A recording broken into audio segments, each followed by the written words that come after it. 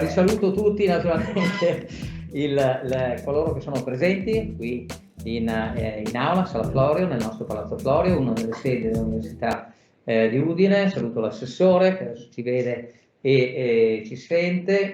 Io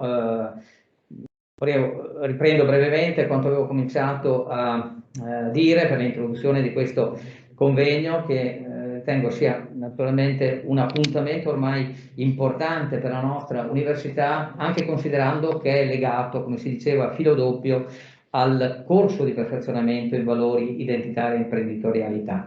Questo è un inizio, pur con una formula mista, quindi insomma la tecnologia ci dà una mano, ma la speranza è naturalmente, e l'auspicio è quello di tornare presto in presenza, quindi avere i nostri ragazzi che vengono dal Brasile, dall'Argentina, qui a Udine, nel Friuli Venezia Giulia. Però ecco, è importante mantenere, diciamo, il contatto con questo tipo di iniziative che continuano a rendere validi, solidi quei valori che noi vogliamo diciamo, comunicare agli altri, condividere con gli altri. È importante che questo convegno, ringrazio molto non solo gli organizzatori e chi partecipa, ma anche i relatori. I relatori vengono da università diverse, italiane e anche straniere, e portano anche delle loro testimonianze diciamo, i loro contributi in ambiti che peraltro sono simili anche al nostro per quanto riguarda un assetto, diciamo, plurilinguistico, una realtà di plurilinguismo. Quindi credo che questo sia utile, utilissimo come confronto anche di saperi diversi. Durante il convegno, poi come vedrete, verrà illustrato, ci sarà anche la messa, la presentazione di materiale didattico, un progetto didattico per cui è stato costituito insomma, un certo patrimonio, diciamo, di materiale didattico da mettere a disposizione di coloro che, e non solo, naturalmente parteciperanno al corso di perfezionamento. Quindi diciamo che da necessità si è fatta virtù, e quindi questo, diciamo, rende ancora più forte e solida questa tradizione che ormai si va avanti da 13 anni. Naturalmente l'università non può che continuare a sostenere questo tipo di attività. Io, come dicevo all'inizio, in realtà non ho mancato praticamente una delle edizioni da quando sono stato invitato a parteciparvi, e porto sempre non solo i saluti, ma ripeto anche un ringraziamento a chi organizza, partecipa e contribuisce con i loro contributi scientifici e di testimonianza. Naturalmente la speranza è di poter fare di nuovo, come ormai credo abbiamo fatto 3 anni fa, la foto di gruppo con i ragazzi fuori dalla nostra sede, che poi campeggia per un bel po' di tempo e anche nella bacheca, insomma, delle foto nel nostro sito web. Quindi grazie, benvenuti a tutti e buon lavoro.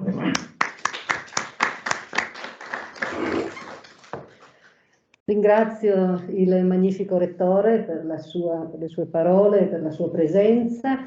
Diamo adesso la parola all'assessore Pierpaolo Roberti. Mi permetto di rubare un minuto soltanto per ringraziare personalmente la Regione che ha creduto in questo progetto, un progetto che è nato come progetto ministeriale, valori identitari e imprenditorialità, lo studio dello spazio linguistico delle comunità di discendenti di emigrati italiani nel mondo, e mi fa molto piacere avere anche qui con noi il professor Massimo Vedovelli, che all'epoca era rettore dell'Università per Stranieri di Siena e che è stato il promotore di questo progetto, cui l'Università di Udine ha aderito. Terminato il finanziamento ministeriale, ahimè si vive di finanziamenti, la Regione ha creduto in questo progetto, lo ha fatto suo, lo ha sostenuto anche in questi 2 anni di pandemia, dove, in accordo con l'Ente Friuli nel Mondo, il nostro partner dalla prima edizione del corso, e con la Regione ha consentito a rimodulare questo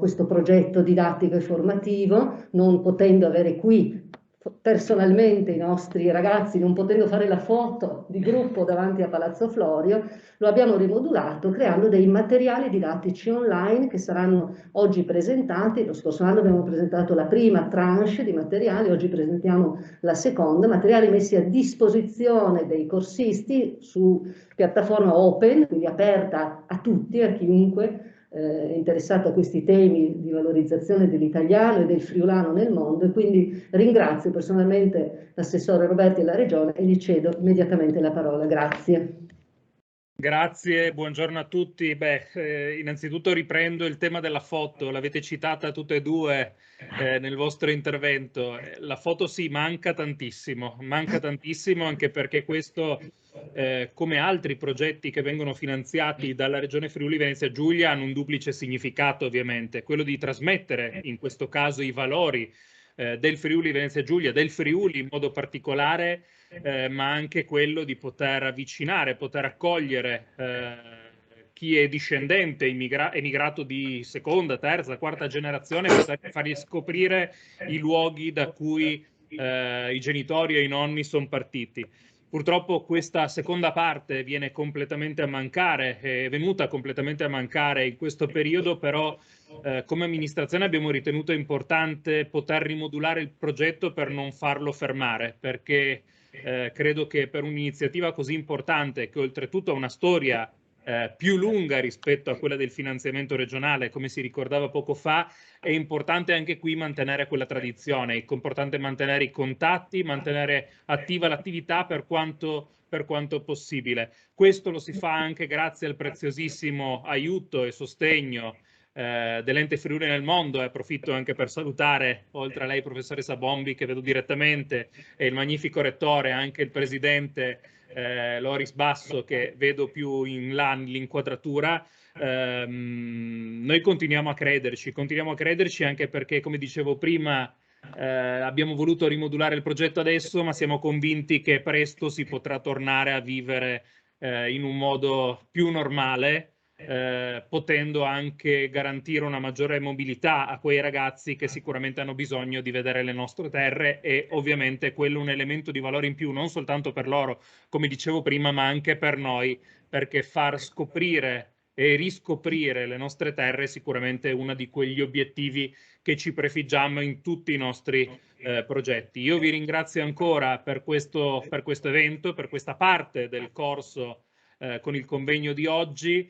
Ci vediamo alla prossima iniziativa. Approfitto anche per portarvi i saluti del presidente Massimiliano Fedriga. Io purtroppo sarei venuto là, ma come dicevo siamo ancora nella fase finale della pandemia, quindi non sono in isolamento, non sono in quarantena, ma in autosorveglianza con quella nuova, quindi non sono potuto venire da voi, ma vi saluto da lontano. Grazie, grazie Assessore. Bene, raccogliamo la sfida insieme all'Ente Friuli, grazie, raccogliamo la sfida di ripartire con il corso. Ne abbiamo già parlato con il presidente dell'Ente Friuli nel Mondo e soprattutto anche con Cristian Canciani, l'anima con cui si lavora quotidianamente per questo progetto, e quindi speriamo quest'anno di poter riprendere in presenza le attività e di riorganizzare l'intero corso Valori Identitari e Imprenditorialità insieme all'Ente. Ringrazio il presidente Basso per essere qui con noi e gli cedo molto volentieri la parola. Grazie professoressa Bombi, grazie per la sua dinamicità che rappresenta in toto veramente l'Università di Udine e lo status quo veramente dell'Università di Udine, quindi che non posso anche che esprimere i più fervidi ringraziamenti al magnifico rettore Pinton di come sono capaci, siete capaci di interpretare questa Università del Friuli, perché così lo vogliamo definire, come i nostri rappresentanti del Friuli nel mondo la conoscono. Un saluto ovviamente anche a tutti i friulani che sono collegati, ma in modo particolare all'assessore Paolo Roberti, che è sempre stato vicino a queste iniziative, ma soprattutto è in grado di far rimodulare i progetti capendo le problematiche che stiamo affrontando in questo particolare periodo. E quindi un ringrazio particolare alla Regione che condivide la nostra programmazione a favore dei nostri corregionali che sono sparsi in tutti i 5 continenti. Anche pensare oggi all'ente Friuli del Mondo non vuol dire solamente ripercorrere quei valori identitari che hanno rappresentato l'emigrazione friulana nei secoli. Oggi sempre di più dobbiamo interpretare la nuova emigrazione. L'emigrazione oggi caratterizzata da oltre 3.000 giovani friulani che ogni anno per una mobilità non di necessità, ma una mobilità professionale di fatto, vanno in giro per il mondo, soprattutto in Europa, ma in tutto il mondo. Quindi quasi 3.000 friulani che, consci del proprio valore, del proprio bagaglio culturale, che anche l'Università di Udine è riuscito a mettere in tasca, vanno in giro a cercare di interpretare al meglio le loro esperienze, per acquisire nuove esperienze, per cercare di portare a casa il loro progetto di vita. Noi ci siamo incontrati, professoressa, non più tardi di quasi un mese fa, in un bellissimo progetto sempre finanziato dalla Regione, che sono incontrando e coinvolgendo esperienze, un progetto che era indicato e soprattutto indirizzato ai friulani, agli under 35 che sono emigrati in Europa negli ultimi 5 anni. Abbiamo cercato di intercettare questi giovani friulani, ne abbiamo scelti una quarantina, ci siamo trovati a Bruxelles, poi in quella bellissima giornata che abbiamo condiviso assieme a lei e ai suoi colleghi al Dacia Arena, dove abbiamo cercato sempre di più di affrontare le tematiche dell'emigrazione che hanno caratterizzato la loro migrazione, che non è soltanto una narrazione del passato, per quanto importante, ma soprattutto un sostegno ai giovani che stanno affrontando questa nuova emigrazione.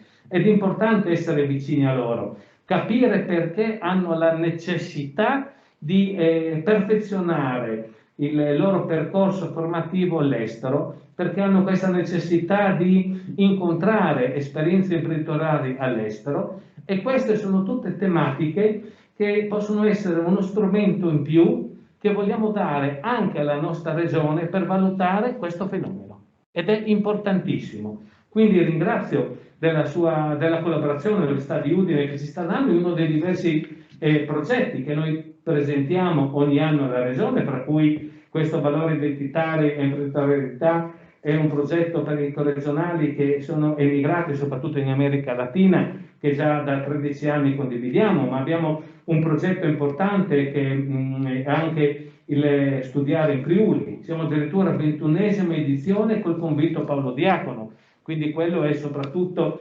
rappresentato anche per questo agli immigrati in America Latina, ai giovani delle scuole medie, delle scuole superiori. Quindi facciamo conoscere il Friuli, facciamo conoscere la didattica, facciamo conoscere quanto la nostra regione può dare in termini di formazione. I corsi anche di introduzione all'arte del mosaico, quindi può essere anche un'attività imprenditoriale, così attività imprenditoriale che noi condividiamo anche con il Confartigianato, questo progetto che abbiamo definito Foramba, che è la formazione degli ambasciatori artigiani all'estero. Quindi è importante far conoscere quello che poi i nostri friulani possono intraprendere, così come lo facciamo con la Confindustria, così come i progetti che facciamo con gli ecomusei della regione Friuli Venezia Giulia, ben 7 ecomusei, per quello che può essere anche quella promozione turistica che io la definisco del ritorno, perché se facciamo conoscere quello che abbiamo nella nostra regione ai futuri promotori della nostra regione, che sono i figli della terza, quarta generazione, che se conoscono le radici possono ritornare in patria a cercare dove hanno le loro radici e creare così quell'indotto turistico che può essere anche interessante. Quindi concludo ringraziando l'Università di Udine per aver collaborato con noi per questo importante progetto, per far conoscere la regione Friuli Venezia Giulia attraverso questa importante progettualità e quindi io sono sicuro che continueremo. Le dico fin da subito che uno dei progetti che noi presenteremo nella prossima progettualità, continueremo chiedendo la vostra collaborazione a ricontinuare a formulare quel progetto di coinvolgere i giovani emigrati negli ultimi 5 anni, magari attingendo dalla vostra banca dati per capire perché questi giovani devono andare all'estero per continuare a formarsi, perché devono intraprendere la loro formazione, la loro capacità professionale all'estero e capire, per dare un sostegno anche alla Regione affinché questi giovani possano invece trovare priorità nella nostra Regione.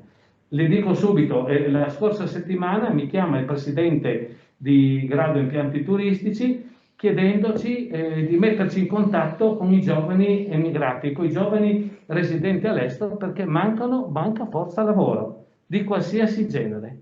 E quindi sta cominciando ad essere quasi una richiesta importante di avere dei giovani, in particolare sudamericani, ma di qualsiasi ruolo, no? Perché abbiamo bisogno di manodopera di qualsiasi genere, ancorché formata, e quindi è peccato capire perché i nostri giovani devono andare all'estero per formarsi quando c'è tanta richiesta in regione. E quindi grazie all'università riusciremo a capire, riusciremo forse a dare quell'occupazione in più che i nostri giovani in questo momento stanno cercando. Grazie all'Università di Udine.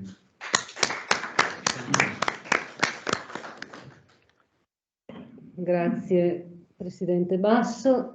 Permettetemi di salutare un attimo le persone che sono collegate online, vedo colleghi, vedo dei dottorandi nostri e di altri dottorati, quindi ben arrivati, benvenuti. Ricominciamo adesso, riprendiamo adesso i saluti istituzionali. Mi fa molto piacere dare la parola alla direttrice del Dipartimento di Studi Umanistici e del Patrimonio Culturale, professoressa Linda Boreani, che ringrazio e cedo la parola con... Grazie Raffaella, intanto buonasera a tutti. Dunque io dirò 2 parole. Io sono direttrice di questo Dipartimento di Studi Umanistici e del Patrimonio Culturale da ottobre del 2021, è uno dei 180 dipartimenti di eccellenza del Ministero dell'Università, e Raffaella Bombi è una delle anime sicuramente più dinamiche del nostro Dipartimento, perché anche durante questi 2 anni di pandemia lei non ha mai mollato. Ha sempre, perseguito e mostrato una perseveranza, devo dire, straordinaria nello sviluppo dei progetti di cui è capofila, nei progetti in cui crede. Lei è insieme al suo gruppo di ricercatori, Francesco Costantini e Francesco Zuin, che sono qui oggi pomeriggio. E quindi desidero ringraziarla proprio per questa tenacia, e la tenacia è una delle caratteristiche, se vogliamo, anche dei friulani, lo possiamo dire. 2 temi mi stanno a cuore, che sono i temi, diciamo così, che fanno parte del titolo di questo convegno: lingua, anzi sono 3, migrazione, lingua e identità. Io sono figlia di emigranti. I miei genitori erano friulani, ma a un certo punto, negli anni 50, sono andati in Canada, poi c'è stato il richiamo della foresta, come dico io, no? E quindi sono ritornati qui, io sono nata qui, ma evidentemente mi hanno trasmesso un po', ecco, il seme del viaggio, no? A cui faceva riferimento Loris Basso. Noi siamo comunque un popolo che ama confrontarsi con il resto del mondo, che ama spostarsi sia per necessità ma anche per curiosità. E credo che questo sia davvero un valore straordinario. Quindi la migrazione può essere stanziale, ma può essere anche solo transitoria. E forse le nuove generazioni vedono nello spostamento anche una opportunità, salvo poi tornare in qualche modo da dove partono le radici. Altro elemento è la lingua. La lingua, noi parliamo, le parole hanno un peso, le parole non sono aria, ma rimangono. E quindi forse credo che a volte non ci si soffermi troppo a lungo sul peso che una parola ha, che sia scritta, che sia solo pronunciata. Ed infine l'identità. La lingua ci identifica, ma la lingua anche ci trasforma, e quindi credo che mai come oggi, in un mondo in cui sì, siamo globali, il globalismo è una delle cifre non del futuro, ma già del presente, e quindi lo studio, che non è studio conservativo, ma è studio guardando al futuro, dell'evoluzione della lingua, di come i codici linguistici si mescolano, e diversi interventi di oggi e domani affrontano proprio questo aspetto della contaminazione di registri lessicali, di parole, di termini, ma che sono anche registri psicologici ad un certo punto. E quindi credo davvero che i temi che affronterete tra oggi e nella giornata di domani siano temi davvero centrali, appunto non per il futuro, ma per il presente che stiamo già vivendo. Quindi ringrazio davvero ancora Raffaella Bombi e tutto il suo gruppo di ricerca. Ringrazio, mi associo anch'io appunto al ringraziamento all'assessore Roberti, ma anche al dottor Basso, per essere diciamo in continua collaborazione con il nostro Dipartimento. Buon lavoro. Grazie direttrice. Direi che a questo punto possiamo iniziare i lavori del nostro convegno. Quindi ringrazio tutti, ringrazio il magnifico rettore che... Saluto. Grazie. Apriamo quindi i lavori del convegno e chiamo al tavolo Massimo Vedovelli,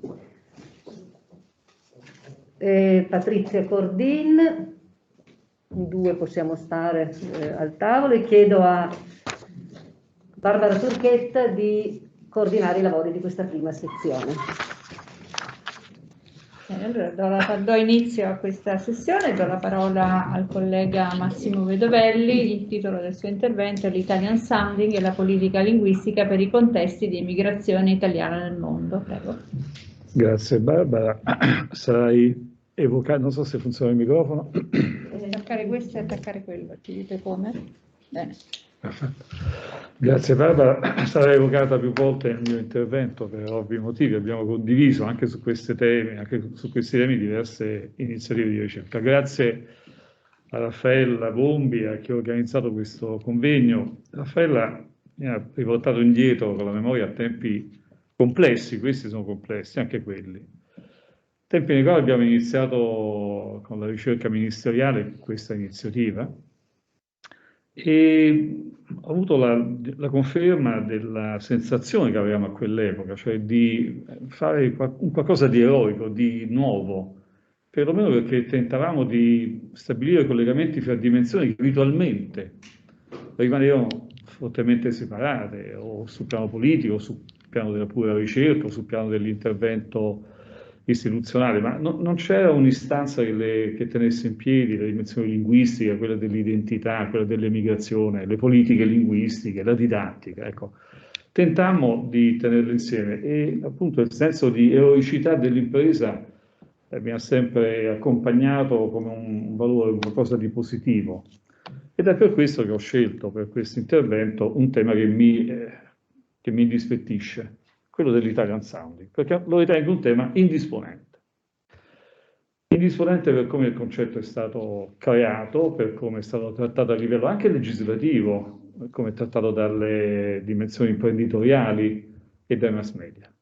Indisponente soprattutto in rapporto a quella che è la condizione oggi dell'italiano nel mondo, perché è un tema che va a toccare esattamente questa condizione, che non è soltanto la condizione di una lingua intesa come sistema formale, strutturale, è in realtà un insieme di lingua, cultura, società e economia.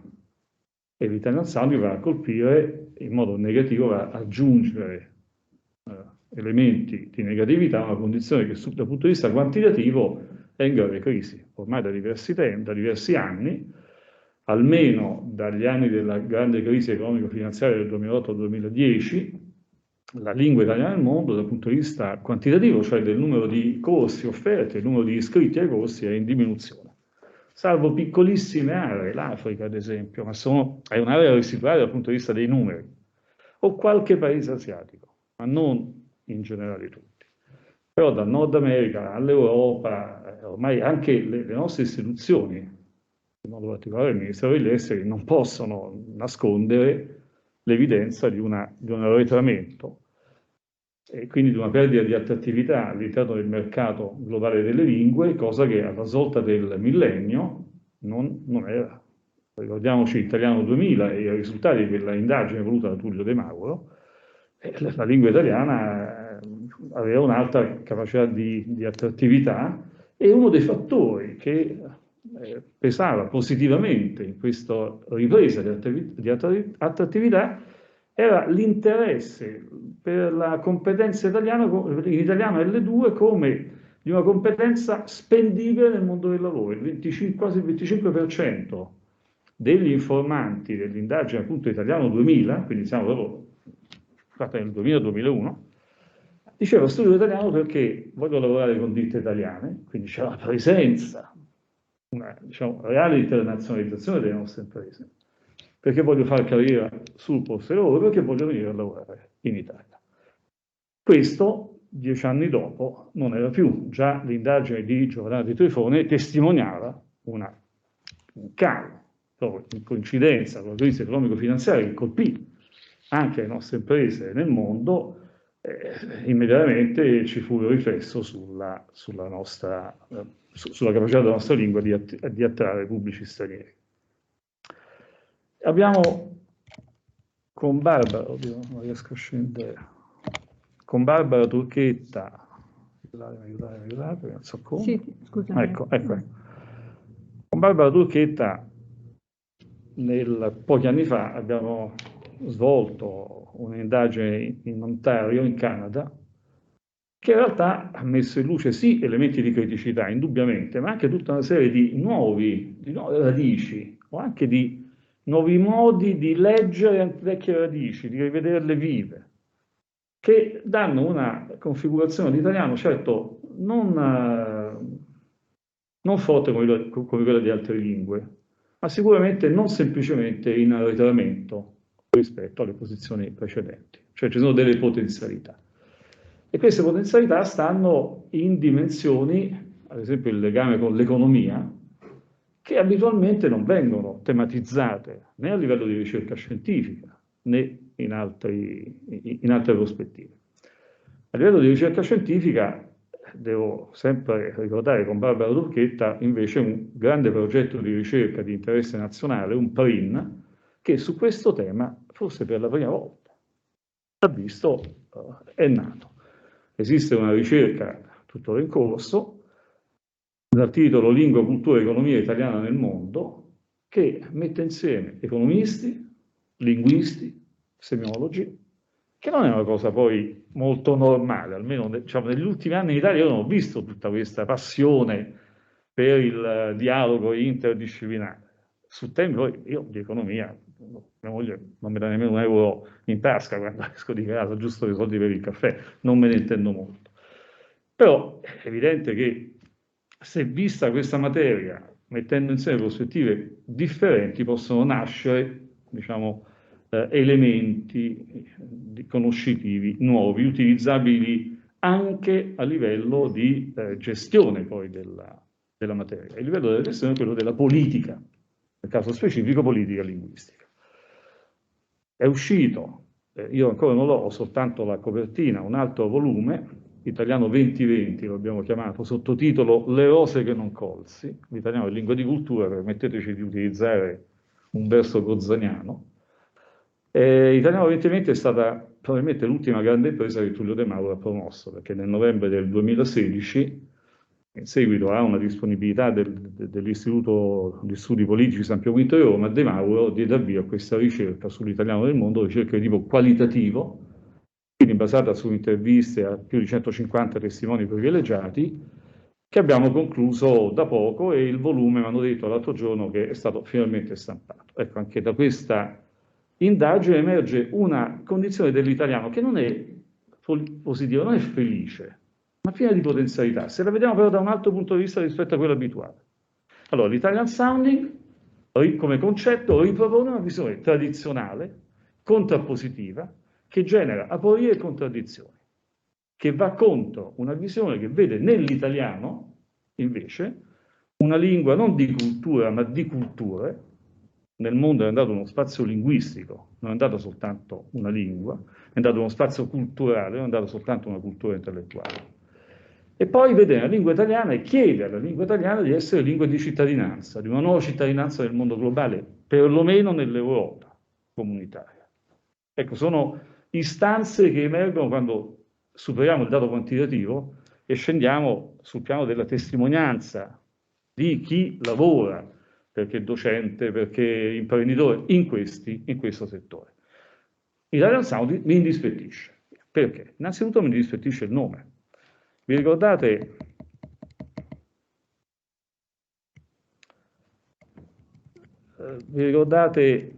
Anna Maria Testa?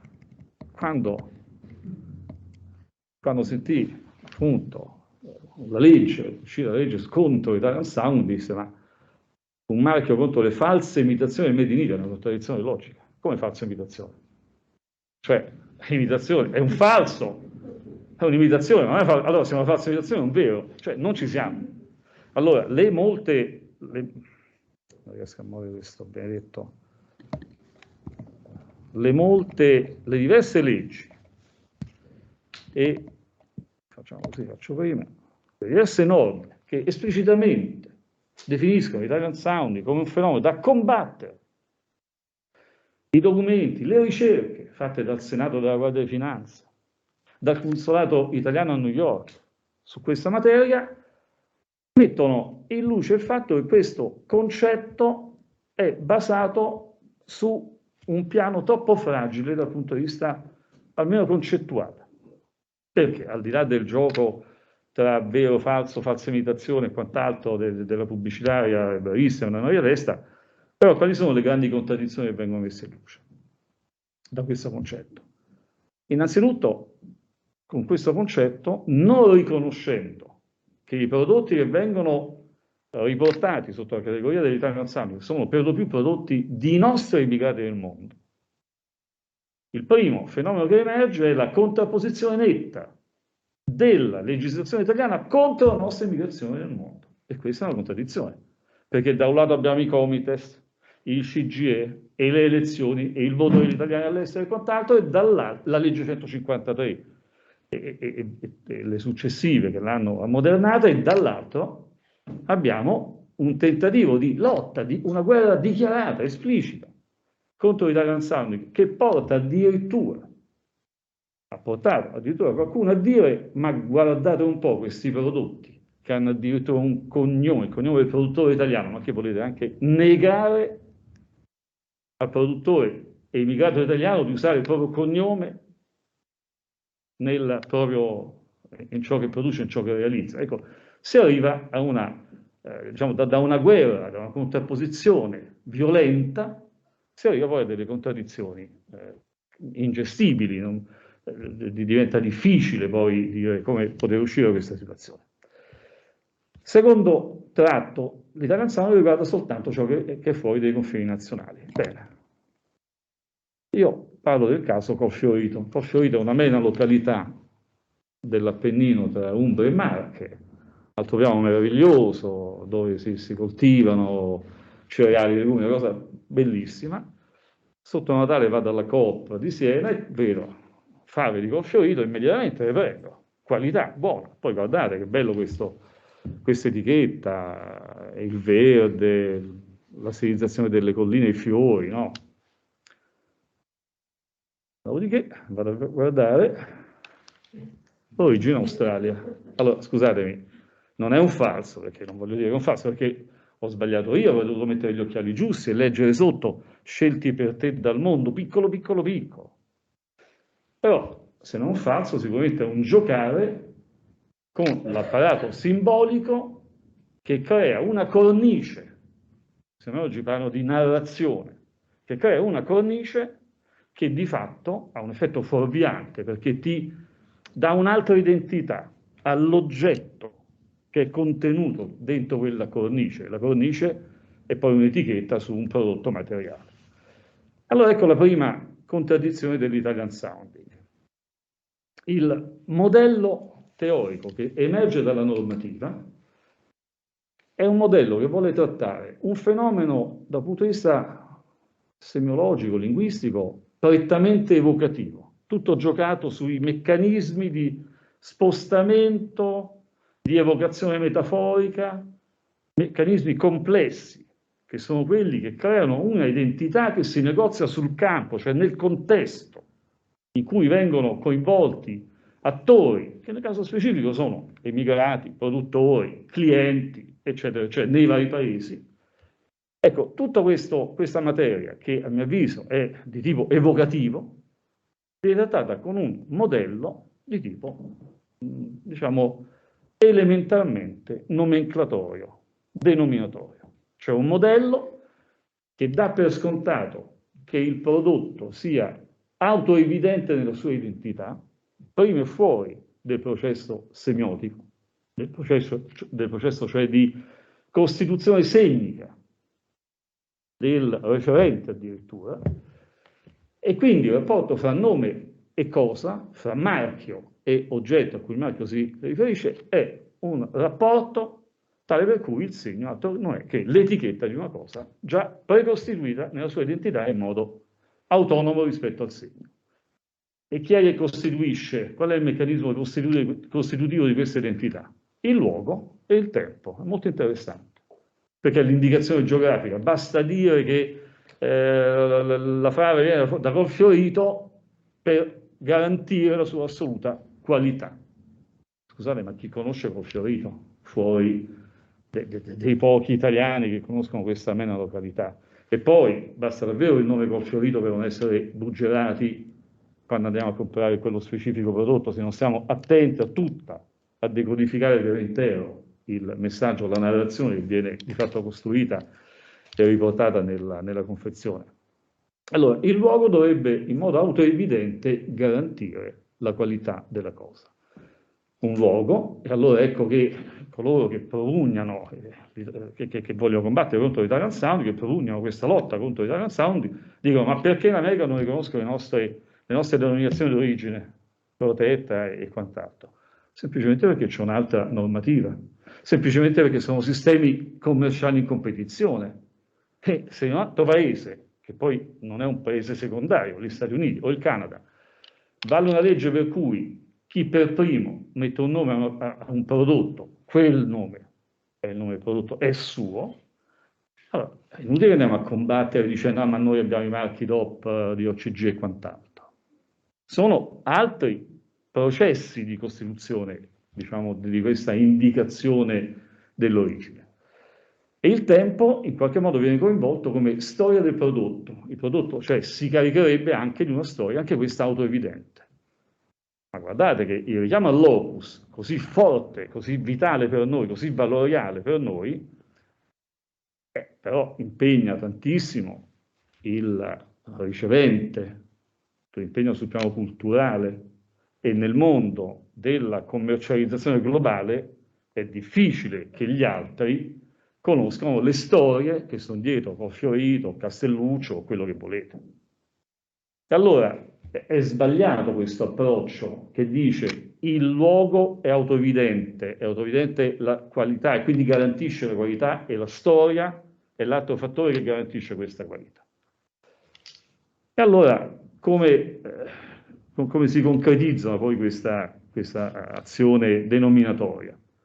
Si concretizza riconoscendo negli atti normativi e nei documenti che ho citato nelle diapositive, che comunque ho citato e discusso nel testo scritto che ho consegnato a Raffaella Bombi. Si concretizza nel fatto di dover poi riconoscere che per lo più l'Italian Sound è fatto dai nostri immigrati. Cioè c'è tutta un tentativo definitorio di un fatto ritenuto negativo, dopodiché proprio il Senato, nel documento, nella ricerca fatta con la Guardia di Finanza, riconosce che per lo più gli autori dell'Italian Sounding sono i nostri emigrati. E la cosa si ferma qui, l'analisi, perché invece di... Io penso che loro siano consapevoli delle conseguenze contraddittorie rispetto alla politica fatta dal nostro Stato verso l'emigrazione, ma non vanno oltre, appunto perché sono consapevoli di queste conseguenze. Seconda cosa che dicono, lo dice il documento del nostro Consolato Generale di New York, che analizza dal punto di vista giuridico non solo l'Italian Sounding, dicono ma che cosa strana, poi vediamo che laddove è molto intenso l'Italian Sounding, i fatturati delle merci originali sono costantemente in ascesa. Allora, scusate, io posso capire che un giurista non sappia di economia o di commercio, ma le associazioni degli imprenditori che sono ferocemente contrarie all'Italian Sounding, come fanno a spiegare l'aumento del fatturato dei prodotti originali nelle situazioni, nei contesti a forte presenza di Italian Sounding? È chiaro che bisogna cambiare, uscire dalla prospettiva di lotta frontale, di combattimento frontale, trovando o cercando di elaborare un altro paradigma un po' diverso per affrontare questa materia. Primo elemento di questo paradigma, il fenomeno è, diciamo, un fenomeno che non è possibile ridurlo a una contrapposizione scalare, vero o falso, originale falso. È un continuum dove ci sono molti prodotti con identità differenti, realizzati da soggetti differenti, alcuni dei quali prodotti, alcuni dei quali tipi di prodotti, di soggetti, di attori, fanno il bene della nostra economia nel mondo, tanto per cominciare. Altri fanno il male, non soltanto la nostra economia nel mondo, ma fanno il male anche dei clienti che vanno a comprare la mozzarella che diventa blu, ma quello non è un Italian Sounding, quello è semplicemente un falso prodotto, è una contraffazione e appunto prodotto addirittura fuori delle normative. Mi colpisce, e qui Barbara mi smentisca, quando noi siamo stati a Toronto a fare le rilevazioni nei supermercati di origine italiana, mi ricordo il grande supermercato Cataldi di Woodbridge, abbiamo fotografato tutti i prodotti che avevano, facendo un'analisi poi linguistica. Sì, c'erano tanti prodotti realizzati in loco dai nostri emigrati, quindi mozzarelle, caciottine, salumi e quant'altro, ma la maggioranza erano prodotti che venivano dall'Italia. Quindi l'idea che l'Italian Sounding vada a colpire il fatturato delle ditte italiane è un mito, cioè a mio avviso non ha una rispondenza nei dati di fatturato. 2. Ma in tutti quei nomi che abbiamo trovato di prodotti, tra virgolette, Italian Sounding, ma io non ho mai trovato la parola mozzarella per un formaggio fatto, un latticino prodotto da una piccola azienda del nostro emigrato in Canada. Ho trovato mozzafina, zozzarella, abbiamo trovato di tutto, pseudo-italianismi bellissimi, testimonianza della grande creatività che l'essere umano può mettere in atto e della disponibilità della nostra lingua a questa creatività, ma salvo 1 o 2 casi al massimo, la contraffazione, cioè l'assunzione del nome italiano appiccicato al prodotto fatto non in Italia, io l'ho trovata raramente. Ho trovato come un ritegno che il nostro emigrato ha quando è impegnato nel fare quello che sa fare. Sanno fare le mozzarelle, i salumi o quant'altro, questo fanno in un contesto ben diverso, che il più delle volte favorisce anche il successo sul piano imprenditoriale, però il ritegno fa sì che è difficile che il nostro emigrato prenda il nome italiano per un prodotto che fa su. Ce ne possono essere, ma ad esempio il caso Auricchio che abbiamo discusso, ci abbiamo anche scritto sopra, semplicemente un ramo della famiglia Auricchio, poi è andato in Nord America e si è aperto alla sua produzione dicendo questa è la produzione che faccio in America, lo dice nell'etichetta. Dopodiché importo anche dall'Italia e la roba che importa dall'Italia costa di più. Allora ecco che entra in campo quella necessità di negoziare il senso sul campo, che è l'essenza del processo semiotico, quello che dall'identità e il valore alla merce e la fa diventare non più merce, prodotto materiale, ma merce simbolo. E cioè un certo prodotto, abbigliato simbolicamente in un certo modo, si rivolge a un determinato pubblico che magari non ha tante disponibilità finanziarie o non ha le competenze culturali o il legame con le origini, elementi che gli possono consentire di riconoscere e distinguere bene l'originale dal prodotto fatto in Nord America o altrove. C'è il prodotto per quel pubblico, c'è una finalizzazione precisa, c'è un'attenzione all'interlocutore come soggetto del processo commerciale e perciò simbolico, così come c'è il prodotto rivolto a un altro pubblico, e mi viene da dire che questi imprenditori in qualche modo costruiscono un processo di costruzione di identità, di conquista di identità, conquista progressiva, di avvicinamento attraverso anche prodotti, chiamiamoli Italian Sound, prodotti fatti in America, avvicinamento all'originale. E allora è interessante andare a vedere le etichette e le controetichette di tanti prodotti, perché a volte sono effettivamente troppo asciutte, poco decodificabili da uno straniero che non conosca l'Italia. Cioè, no, i colori della nostra bandiera nazionale sono un richiamo, ma lasciano troppo nel vago. Ma ci sono etichette che narrano, che raccontano storie, che delineano i luoghi, la storia di una famiglia legata al luogo, che raccontano la storia storica, come Federico II nacque nella piazza di Iesi. Cioè sono tentativi di coinvolgere il ricevente in un processo di costruzione della identità. Tentativi fatti spontaneamente, e poniamoci dal punto di vista di questi imprenditori che si sentono oggetto dell'attacco da parte dell'Italia sull'Italian Sounding, assimilati ad un'indistinta categoria di nemico, produttore di falso. Non ha senso questo, non ha senso. E non ha senso perché non riconosce il ruolo attivo che questa imprenditoria ha nel costruire un sistema simbolico identitario legato sullo spazio linguistico e culturale italiano, dentro il quale spazio i vari attori destinatari della merce, destinatari del messaggio, possono essere collocati in posizioni diverse, ma si possono muovere. Allora, a fronte delle potenzialità che può dare un atteggiamento imprenditoriale di questo genere, la risposta italiana, da parte delle leggi, da parte delle rappresentanti degli imprenditori e anche da parte dei mass media, invece è un atteggiamento di attacco frontale, sbagliato, che non dà frutti né dal punto di vista del fatturato né dal punto di vista del sostegno al mantenimento identitario delle nostre comunità immigrate. Perché, a mio avviso, questo atteggiamento non pesa poco nella crisi che i nostri immigrati di più antica data hanno nel collegarsi, nel mantenersi legati alla italianità. E questo legame salta, lo sappiamo benissimo, nelle generazioni più recenti.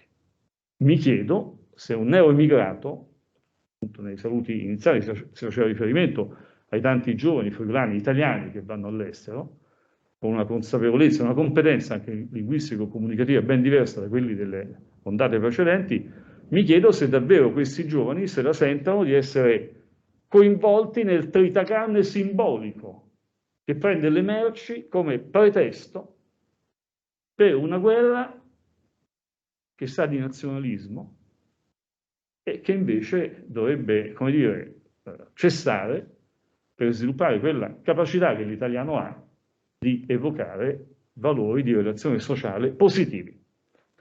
Io ricordo quella vetrina che sta di un ristorante, caffè-ristorante vicino all'Università di Toronto, in centro, finisco con questo, a Toronto. In inglese dice cucina italiana, buon mangiare, buon bere, buon conversare. Cioè, l'italianità non è soltanto nella qualità del cibo, i cibi buoni ce ne stanno dappertutto, o del vino, ma non ne parliamo.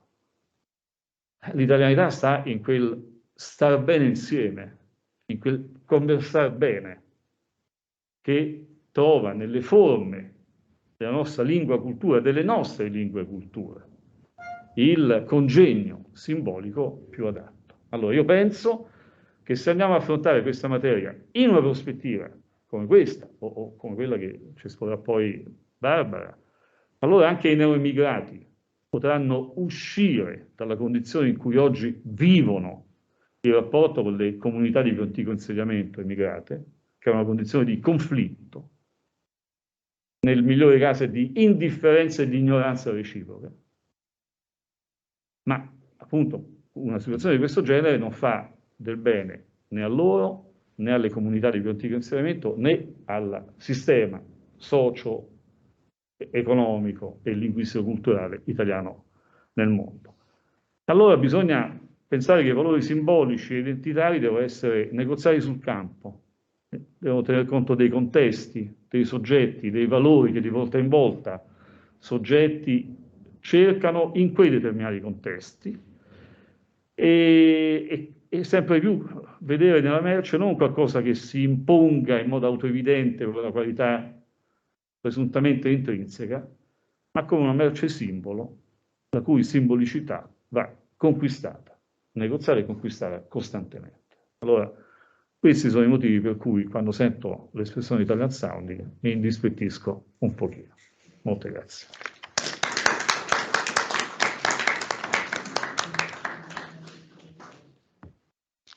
Grazie molte per questa ampia panoramica sulla indisponenza generata dal concetto di Italian Sounding. Chiedo agli organizzatori se possiamo avviare un dibattito o se sentiamo il secondo relatore. Benissimo, allora la collega Patrizia Cordin, adesso facciamo un cambio posto, vediamo Un cambio. Il titolo del suo intervento è Dal Trentino al mondo, repertori linguistici e culturali nelle comunità di origine migratoria. Prego. Bene, allora comincio subito scusandomi perché ho sicuramente dato un titolo molto ambizioso, cioè appena l'ho dato ho detto ma come faccio a parlare di repertori linguistici e culturali delle comunità di origine migratoria trentine nel mondo? E quindi vedrete subito che di fatto io restringo. Questo è il PDF o il PowerPoint? Questo è PowerPoint, quindi dovrei, ok. E meglio via le presentazioni, è più pratico per il relatore girare la pagina. Se no, scusa, dimmi come. Difficoltà. Ok. Faccio così. Ok, e così con questo dovrebbe andare. Perfetto, grazie mille. Quindi, grazie. Quindi do subito la traccia di quello che sarà il mio intervento breve e ancora una volta mi scuso perché nello stesso stabilire questa traccia affronto temi che sono vasti e quindi insomma sarò di necessità molto molto sintetica, però insomma spero poi di riuscire a ricreare un filo che dia qualche stimolo, qualche spunto. Comincerò con un breve inquadramento storico, anche se molte cose sono comuni a tanti altri emigrati italiani, ma focalizzerò elementi distintivi della emigrazione dal Trentino in un secolo soprattutto. Parlerò poi di repertori linguistici, ma come vedete nella mia traccia il focus a questo punto sarà sulle comunità di discendenti trentini nel mondo che sono più numerose, e quindi ho scelto il Brasile, poi darò qualche numero. Parlerò dei repertori linguistici in queste comunità di trentini in Brasile, stabilitisi in Brasile, e un tema che vorrei che fosse forse il tema più forte di questo mio intervento è quello del rapporto tra innovazione e conservazione, che vorrei vedere sia nelle lingue, nei repertori linguistici, sia, anche qui mi scuserete, sarò veramente molto molto schematica, sono degli spunti e degli stimoli, sia in quelli che possiamo chiamare valori culturali, valori, identitari, eccetera. L'ultima parte l'ho intitolata Ereditare il futuro e vi dirò poi perché ho scelto questo titolo per l'ultima parte. Quindi qualche cenno storico con elementi in parte noti, in parte forse più caratteristici dell'area di cui parlo, del Trentino, come per molte altre regioni italiane, anche dal Trentino, che in realtà al tempo non si chiamava Trentino ma si chiamava Tirolo italiano. La grande emigrazione da questa terra inizia alla fine dell'Ottocento e si hanno un flusso importante, si ha fino a poco prima della Prima Guerra Mondiale, quindi il periodo in cui inizia e con numeri alti è questo tra il 1874 e il 1914. I numeri in realtà si sa che sono alti, ma per focalizzare insomma i partiti, chi è partito dalla provincia, non abbiamo un numero preciso. Il numero è incerto perché si deve fare i conti anche con quella che era considerata immigrazione clandestina, cioè senza la richiesta del passaporto, e anche immigrazione stagionale con il ritorno a seconda delle stagioni. Quello che pare certo è che per le sole Americhe del Nord e del Sud in meno di 20 anni partono 24-25 mila persone, la popolazione era di 400.000 abitanti. Sui numeri e su alcune indicazioni più precise potete consultare, ho messo qui il sito del Museo Storico di Trento dove ci sono appunto informazioni più dettagliate. Le cause, insomma naturalmente in questo periodo le cause sono quelle di trovare un lavoro, di sopravvivere io lo continuo a chiamarlo Trentino, ma insomma sul territorio alla fine dell'Ottocento si fanno sentire agiscono diciamo due cause principali che creano una situazione di grande povertà e difficoltà di sopravvivenza per molte famiglie. Una causa legata a malattie sia della vite, quindi insomma una coltivazione importante per la terra, per il territorio, sia del bacco da seta, e anche questa, la coltivazione dei bacchi da seta era in quel periodo importantissima. In più si aggiungono difficoltà di commercio perché come dicevo prima il Trentino in realtà era Tirolo, quindi faceva parte dell'impero austro-ungarico e dopo che si sono staccate da questo impero la Lombardia e il Veneto, il Trentino ha avuto difficoltà, dal Trentino era più difficile importare ed esportare merci e quindi insomma anche questa è stata una causa storica importante. Non mi soffermo su questo, ma è evidente che si è creata una situazione che ha spinto moltissimi a partire. Ok, partire per dove? Le prime destinazioni sono state le Americhe, l'America meridionale, in particolare il Brasile, come dicevo poc'anzi, e l'America del Nord, quindi mete transoceaniche, mentre nel Novecento abbiamo avuto anche un'emigrazione molto forte verso diversi paesi d'Europa, li conosciamo perché di fatto non sono solo i trentini che vanno in Germania, Belgio, Lussemburgo, ma anche in Canada e forse la più recente meta è l'Australia. Quello che mostro ora è una mappa dei circoli trentini nel mondo. È chiaro che la situazione registrata da questa mappa è una situazione che registra solo comunità abbastanza grosse e che si sono costituite come circolo trentino, quindi non è una mappa fedelissima, però rispecchia abbastanza bene la diffusione di questa emigrazione trentina e immediatamente mostra come questa emigrazione sia rivolta soprattutto Europa, America del Nord, America del Sud, un circolo in Africa, pochi circoli in Australia e fra l'America del Nord e l'America del Sud vedete che la concentrazione maggiore è sicuramente nell'America del Sud ed è sicuramente in Brasile, quindi il Brasile come terra di approdo molto importante, dove in Brasile i trentino e tirolesi, come erano chiamati, approdarono soprattutto nella parte meridionale del Brasile e qui vedete indicati con le frecce gli stati in particolare gli stati di San Paolo, di Santa Catarina e Rio Grande do Sul. Quindi questi sono i territori dove ancora oggi troviamo discendenti di queste prime comunità trentine.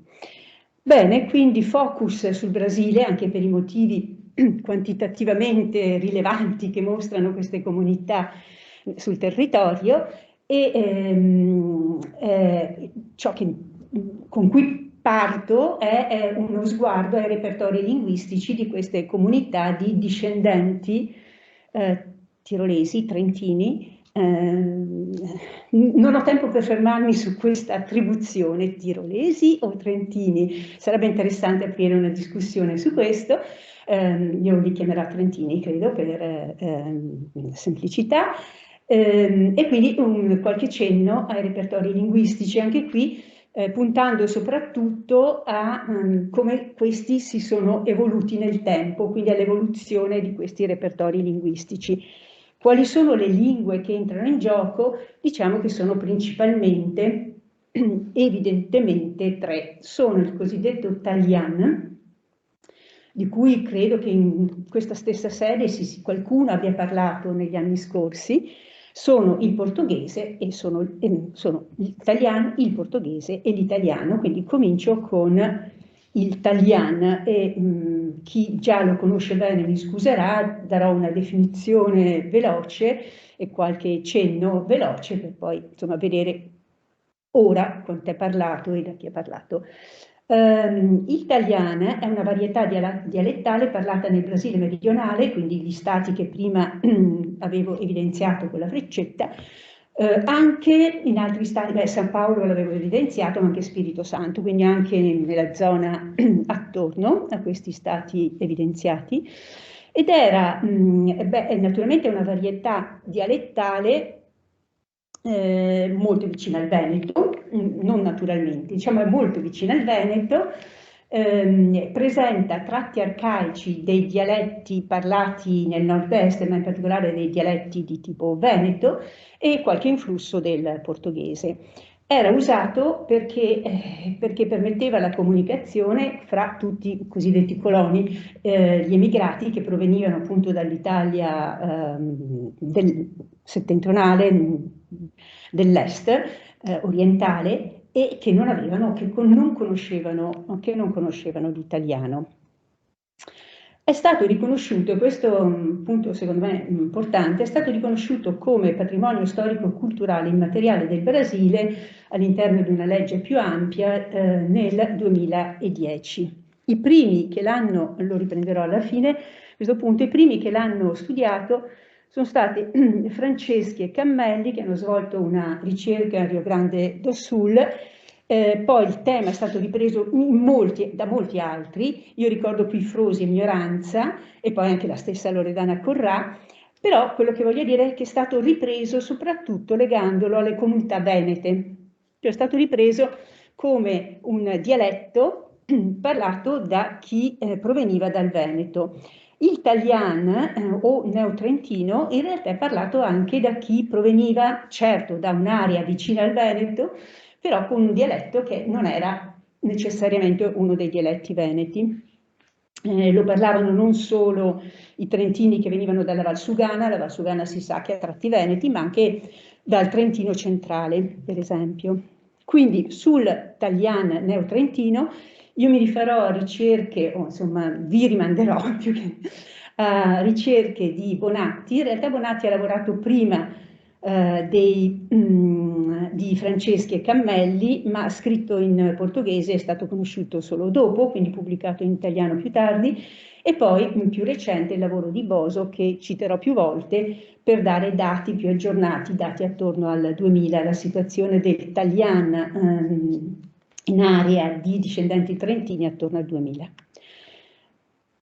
Quindi questo Talian neotrentino è parlato nella regione di Santa Caterina, in particolare dove c'è la città di Nova Trento, ma anche in aree rurali attorno, e sino al 1915 è la lingua dominante, forse quasi unica, per i discendenti trentini, che appunto venivano con un bagaglio che era linguistico, che comprendeva solo il dialetto, E questo dialetto si mantiene perché le comunità trentine all'inizio sono comunità rurali e sono piuttosto isolate, quindi il dialetto si conserva.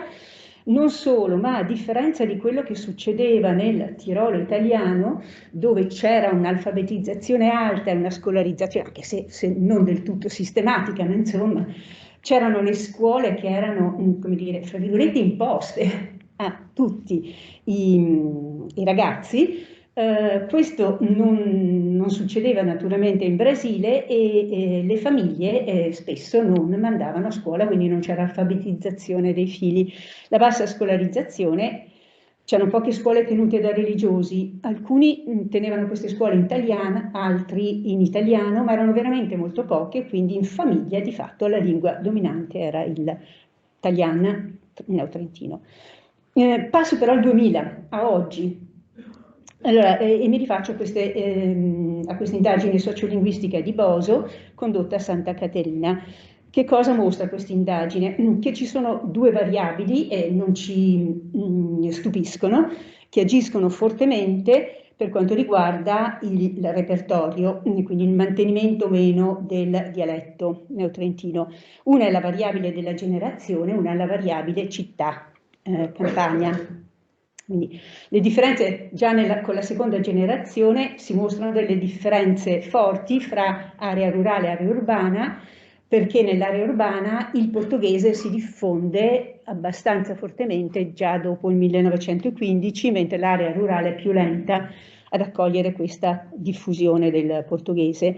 Poi seconda e terza generazione aumenta questa forbice però anche in area rurale il dialetto comincia ad essere trasmesso meno dai genitori ai figli e si ha una perdita, soprattutto in area urbana, si ha una perdita quasi totale del dialetto, almeno della competenza attiva da parte dei bambini dopo il 1960.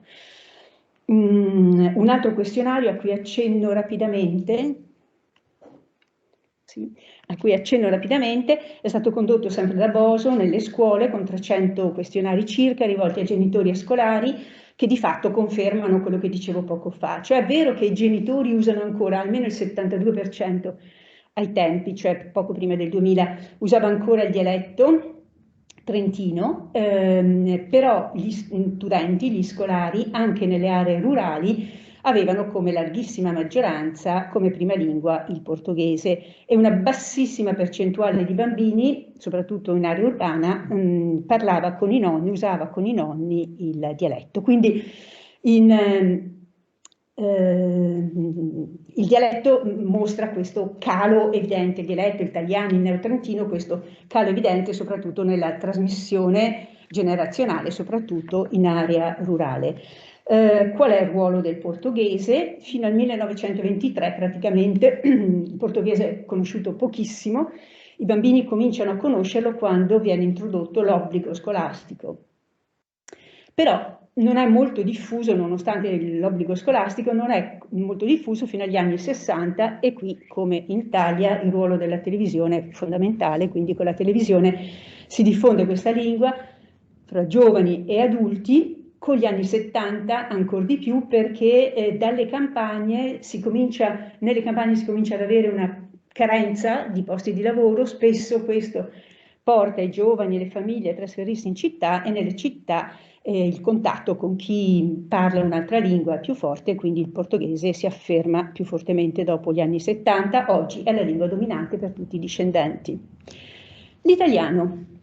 Allora, dell'italiano non ho dei dati aggiornati e anche non darò dei numeri precisi, ma sicuramente anche qui gioca la differenza fra città e campagna, perché quello che risulta evidente è che in area urbana prevale un orientamento verso una lingua italiana di prestigio, in area rurale prevale un orientamento verso una varietà identitaria, quindi o l'italiano dei genitori e dei nonni, oppure anche l'italiano, ma l'italiano che è limitato all'oralità.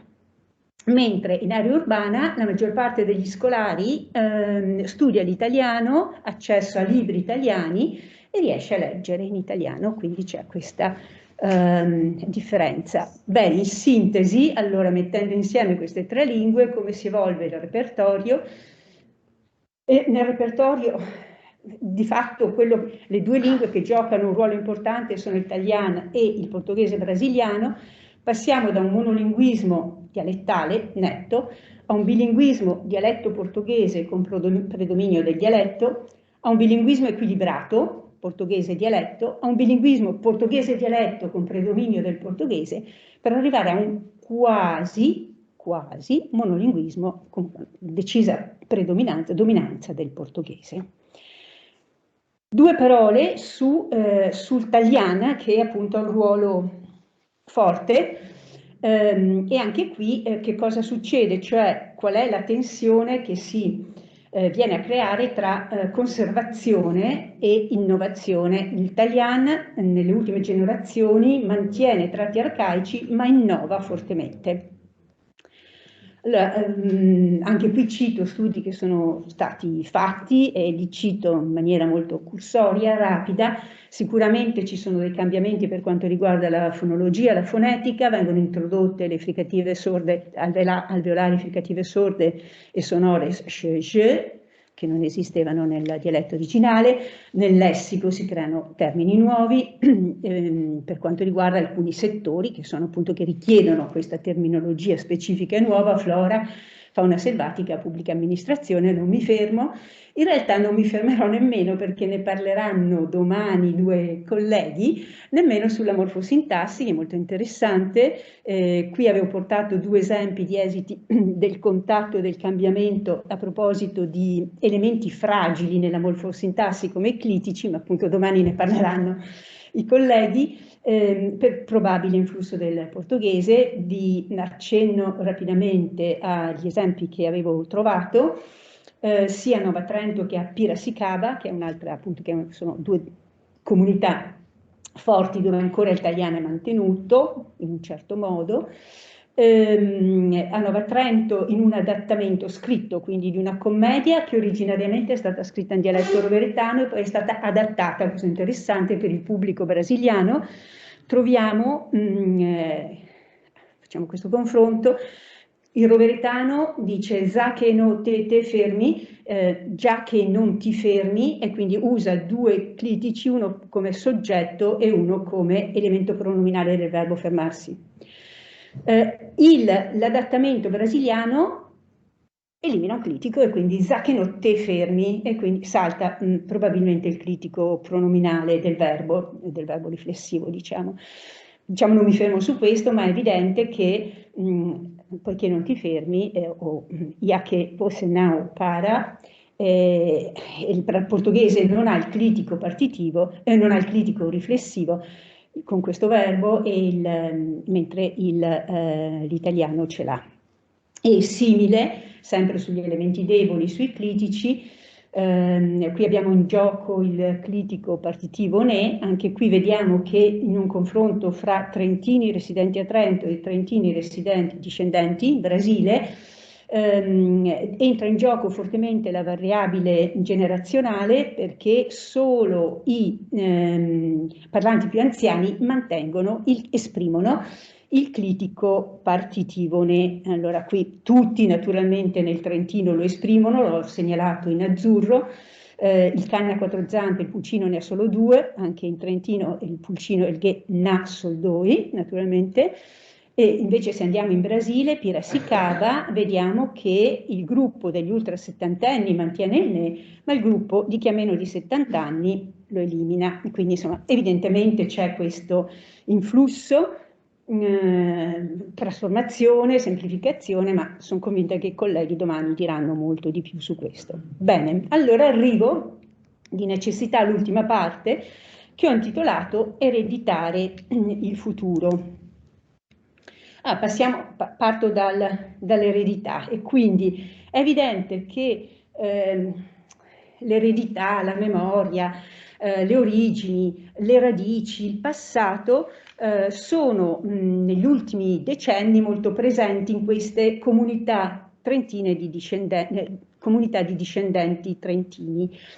Anche qui radici tirolesi o trentine, o più in generale italiane, accenno e non apro la discussione su questo. Comunque questo processo di riscoperta è stimolato dalle celebrazioni che nel 1974 sono iniziate per il centenario dell'inizio dell'immigrazione italiana in Brasile. Inizio dell'immigrazione italiana in Brasile che probabilmente vede fra i primi sbarcati in Brasile, italiani sbarcati in Brasile nel 1874, dei trentini che vanno appunto a fondare una fazenda che chiamano Nova Trento in omaggio alla terra da cui provengono. Queste celebrazioni, questa commemorazione risveglia, favorisce, stimola un grandissimo interesse per tutto quello che è trentino e italiano, quindi per la lingua italiana, per associazioni culturali, promozioni di viaggi e varie attività. Allora, già prima di questa data voglio ricordare che esisteva l'Associazione Trentini nel Mondo, fondata nel 1957, presente in 26 paesi, 4 continenti, con più di 200 circoli, e di questi 60 sono in Brasile. Quindi il dato quantitativo si riconferma. Che cosa fa l'Associazione Trentini nel Mondo, di cui fornisco qui anche appunto il sito? Moltissime, come dire, informazioni, convenzioni, facilitazioni, eroga borse di studio per i discendenti trentini, cerca di favorire in vario modo la trasmissione della cultura trentina italiana e la memoria dell'immigrazione, in particolar modo trentina. Ora, quello che ho fatto, servendomi anche della pagina molto ricca di Trentini nel Mondo, è stato guardare l'archivio per l'ultimo anno degli eventi che le associazioni, che i circoli trentini nel mondo, in particolar modo in Brasile, ma non solo in Brasile, hanno promosso proprio per questo recupero della memoria. E ho fatto appunto una rassegna, mi scuso, molto schematica, per vedere che tipo di iniziative i circoli trentini nel mondo proponevano. Ora, quello che risulta è che la maggior parte di queste iniziative, sono parecchie, hanno come filo comune quello dell'incontro, incontro identitario anche se vogliamo, momenti folcloristici di fatto, e recupero della memoria attraverso, questo è abbastanza ricorrente, incontri gastronomici, proposta di cori, di danze, feste del patrono, sagre paesane, qualche cosa relativa ai corsi linguistici sia di italiano che di italiano. Allora, questa è da parte dei circoli trentini nel mondo, ma io ho poi guardato naturalmente le proposte dell'associazione verso i circoli trentini nel mondo e ne ho evidenziate in particolare 2 che mi sembrano andare nello spirito ricordato nei discorsi di apertura, e cioè mi sembrano andare nella direzione di dare forza non solo al passato, ma anche al presente e forse anche al futuro. Quindi evidenzio fra le proposte dell'associazione, che sono varie, quelle dal Trentino al mondo, da cui ho preso il titolo ambizioso del mio intervento. È una pagina in rete dedicata un po' alla narrazione, diciamo, aneddoti, impressioni, cronache di chi ha vissuto, ma anche di chi vive fuori dal Trentino. E quindi quello che è ben evidente qui è che il focus è sicuramente sul passato, ma anche sul presente. Quindi la pagina è fatta tra l'altro molto bene, anche dal punto di vista comunicativo è fatta molto bene. E un'altra iniziativa che evidenzio è quella dalle Dolomiti al mondo, che mette insieme la provincia di Trento anche con la provincia di Belluno, se non sbaglio. Tra l'altro anche qui c'è il focus sulla nuova emigrazione dalle regioni montane. Sì, tra l'altro la provincia di Trento è la prima in Italia, sempre a proposito del discorso iniziale, è la prima in Italia, pare, per espatri in proporzione al numero di abitanti che ha oggi, quindi continua a mantenere questo alto numero di persone che per altri motivi, ma lasciano appunto la terra dove sono nati e cresciuti spesso fino a una certa età. Ecco, qui do i siti, non mi fermo a parlare, ma concludo spiegando perché ho scelto il titolo di questa ultima sezione, Ereditare il futuro. Perché vorrei fare una piccola riflessione proprio su la trasmissione, no? Sulla conservazione, la trasmissione e la valorizzazione della memoria. E in questa breve riflessione, che più che altro è uno spunto di riflessione, mi è servito un lavoro di, credo, Lorenzo Casini del 2016 che è intitolato proprio Ereditare il futuro. Ho saccheggiato titoli da una parte e dall'altra questa volta. Ora, in questo lavoro Casini parla di modelli di valorizzazione dei beni culturali materiali nel paesaggio attuale e giustamente sottolinea come la valorizzazione non è solo un recupero che lascia qualche cosa di inalterato, ma implica naturalmente conoscenza, ma anche una sperimentazione in contesti nuovi. Quindi recuperare un bene non è lasciarlo solo inalterato, ma attualizzarlo, no? Attualizzare ciò che il passato ci lascia in eredità. Allora mi è venuto ad applicare questa prospettiva anche, avevo detto poco fa che il Talian è stato riconosciuto come bene immateriale, bene culturale immateriale. Quindi questo modello potrebbe in realtà essere applicato anche alla lingua e alla cultura di chi va a cercare le radici, la memoria dei primi immigrati. E veramente concludo dicendo, allora dobbiamo chiederci, e qui soprattutto rispetto alle proposte che ci vengono dai circoli trentini nel mondo che ho esaminato in questa rassegna dell'ultimo anno del 21, ci sono dei progetti che davvero vanno verso una valorizzazione, ce ne sono altri che forse sono un po' fossilizzati in un recupero che è un recupero statico.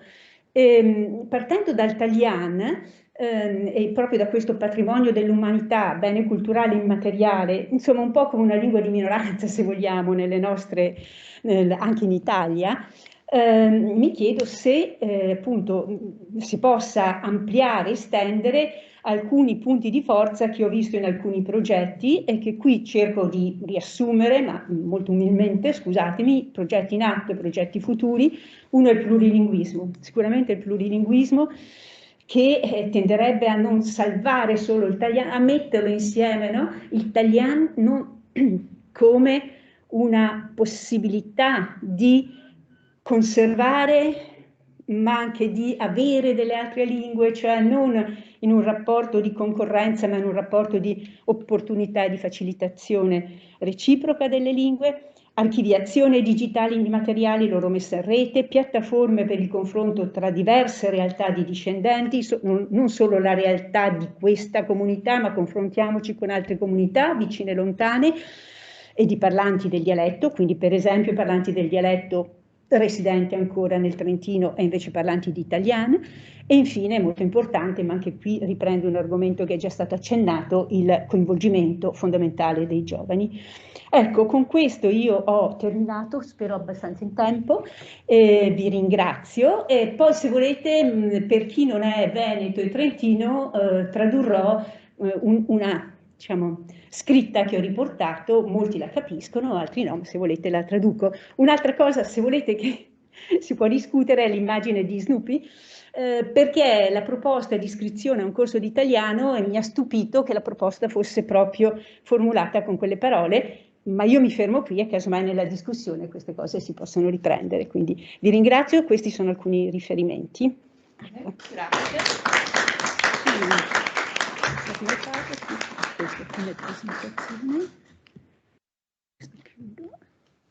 Chiedo agli organizzatori quanto spazio possiamo concedere al dibattito. 15 minuti. 15 minuti di dibattito, benissimo. Allora apro il dibattito per i primi due relatori. Prego, professor Orioles. Come vogliamo fare? Vengono qui a intervenire, vero? Prego.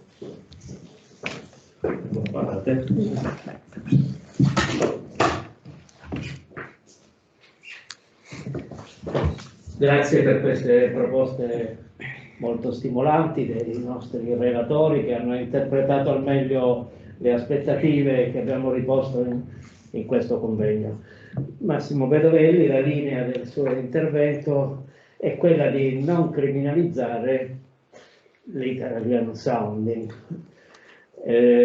Sembrerebbe a prima vista un atteggiamento buonista, in un contesto in cui il mondo imprenditoriale invece è animato da una vis polemica molto forte, e quindi diciamo questa visione, ecco il termine giusto, visione di Massimo Vedovelli, in continuità con quanto anche diceva Piero Bassetti negli interventi che ha fatto nei corsi precedenti, è di guardare in un modo laico, in un modo aperto e non criminalizzativo alla potenzialità di questo segmento che pur sempre fa parte dell'economia. Ho capito bene? Sì. Però abbiamo avuto sempre il sogno nel cassetto con Raffaella Bombi, abbiamo molti sogni nei cassetti, perché abbiamo molti cassetti. Uno di questi sogni nel cassetto è un convegno interdisciplinare su questo tema, perché io vorrei ascoltare Basso, anche se vorrei sentire la sua opinione su questo, cosa direbbero diciamo, gli esponenti del mondo dell'agroalimentare direttamente coinvolti in queste percezioni, in un atteggiamento totalmente diverso da quello di Vedovelli.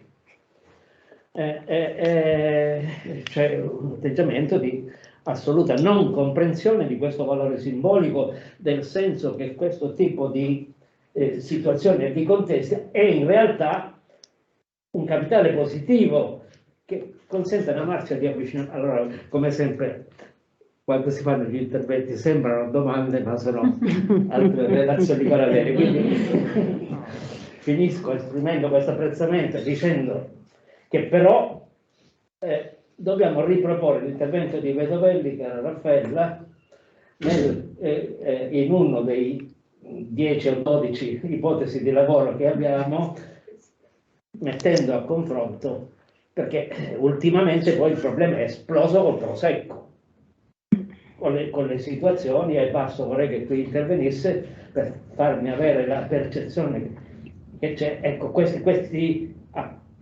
appropriarsi delle denominazioni, sì è vero, è un processo positivo, ma c'è un interesse. Non facciamo la storia del prosecco, non facciamo la storia del toccare, ma la situazione prendiamo parmesano. È molto ampia. Grazie a Patrizia Gordini per questo scenario che ci apre verso il confronto con le situazioni dei trentini. Abbiamo ascoltato anni fa, abbiamo avuto un incontro con l'esponente dei trentini nel mondo, non ne ricordo il nome, persona molto attiva che venne e con cui immaginammo, ecco un altro cassetto, un parallelismo. Volevo chiederti, l'Università di Trento, che qui la faccio molto breve perché vorrei dirti tante cose che mi hanno attratto, la fragilità dei clinici, ma ne parliamo quando bersaglierò i giovani, poi dopo. Che ruolo ha avuto l'Università di Trento nel favorire, potenziare o non far nulla, non lo so, ecco, cosa possiamo fare poi insieme? Ecco, grazie per questi interventi. Vogliamo raccogliere altri interventi? Prego, certamente. Mi ha chiamato in causa. Questo è più vicino. Ovviamente grazie per queste due relazioni, in modo particolare per i contatti che stiamo continuando, anzi stiamo reiniziando ad avere con i bellunesi nel mondo del Trentino. La prossima settimana sarà proprio Belluno per condividere una nuova esperienza. Professor Vedovelli, l'Ente Friuli nel mondo è stata una matrice del Ducato dei Vini Friulani. Il Ducato dei Vini Friulani negli anni 70 è nato proprio grazie all'Ente Friuli nel mondo, nel quale con i Focolars Furlans nel mondo l'imprenditoria vitivinicola regionale, che negli anni 60-70 cominciava a imbottigliare, quindi aveva necessità di mercati nuovi, li ha visti come ambasciatori nel mondo della produzione vitivinicola. È vero che oggi ci siamo contraddistinti, i friulani, ma così come gli italiani, per quanto riguarda il manufatturiero nel mondo, no? Diciamo il mercato, il comparto dell'edilizia ci ha visti protagonisti, no? In Canada, in America e quant'altro. È anche vero che ho avuto il piacere e la fortuna di conoscere tanti immigrati che sono partiti dal mondo agricolo regionale con l'esperienza familiare e che si sono trovati a produrre i formaggi piuttosto che gli insaccati, piuttosto che altri, e quindi sono stati capaci di intraprendere, però ovviamente con ovviamente le nuove denominazioni, il mercato europeo e quant'altro non potevano, ovviamente producendolo all'estero, questi prodotti. E quindi condivido quanto ha detto lei, che alle volte l'imprenditoria nazionale ovviamente deve difendere il marchio, il prodotto, se però di fatto è prodotto con la filiera o con le modalità regionali, con stessi prodotti eccetera anche all'estero, potrebbe invece aiutare la filosofia di produrre un'enogastronomia regionale, perché è tipica regionale e quindi può utilizzare il mercato dei corregionali all'estero, ma anche dei locali, in una tipicità creata con le ricette nostrane, e quindi ben venga, ma non è facile andarsi un attimino a contrapporre con l'industria esportatrice che vorrebbe ovviamente il suo giardinetto difeso, quindi è contatto. Però ho avuto il piacere veramente di conoscere e di incontrare tanti corregionali che hanno, dove sono stati, hanno riportato la loro professionalità, le loro conoscenze locali, in modo particolare, dico, il formaggio. Hanno cominciato a produrre formaggio, magari non dico il montasio, ma con le stesse tipologie che magari in Australia piuttosto che in America non era prodotto. E quindi questo potrebbe aiutare invece il nostro mercato di importazione, perché a un certo punto il prezzo, però la qualità dopo sarà valutata in proporzione al rapporto prezzo, però potrebbe aiutare, però deve essere regolamentata o quantomeno riconosciuta in un certo modo.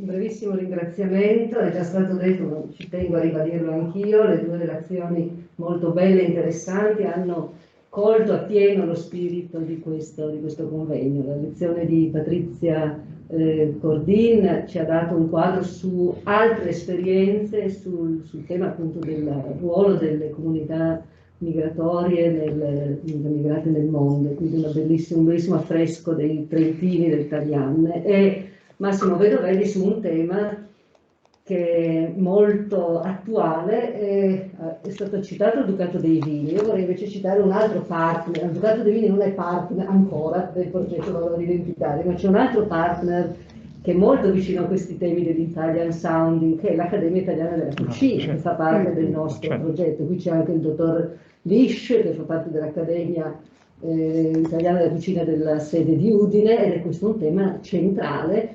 Ho un marito che si occupa di cucina nel mondo, e quando ho saputo che c'era l'intervento del professor Vedovelli mi ha pregato di dargli il tuo testo, perché è un tema molto attuale, molto bello, che Bassetti appunto fin dai primi interventi ai nostri corsi lo ha toccato e ne ha dato un'interpretazione identica, quindi grazie Massimo. Grazie a voi. Altri interventi?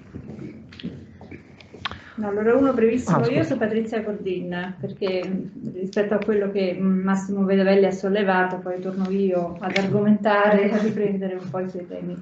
Patrizia, volevo chiederti se come avete considerato il fatto che l'italian è una lingua nazionale riconosciuta come lingua di minoranza in Brasile da qualche anno. Questo ha cambiato molto l'identità culturale di questa lingua, che viene oggi valorizzata da un punto di vista simbolico, ma che tuttavia non corrisponde ad un'effettiva vitalità di questa lingua. Cioè io non conosco nel dettaglio gli studi che hai citato, ma conosco molto bene gli studi delle brasiliane, delle italianiste di Curitiba sul Talian, ed è una lingua moribonda di fatto, cioè parlata soltanto, tra l'altro anche poco a livello, diciamo così, di complessità strutturale e lessicale da generazioni più anziane.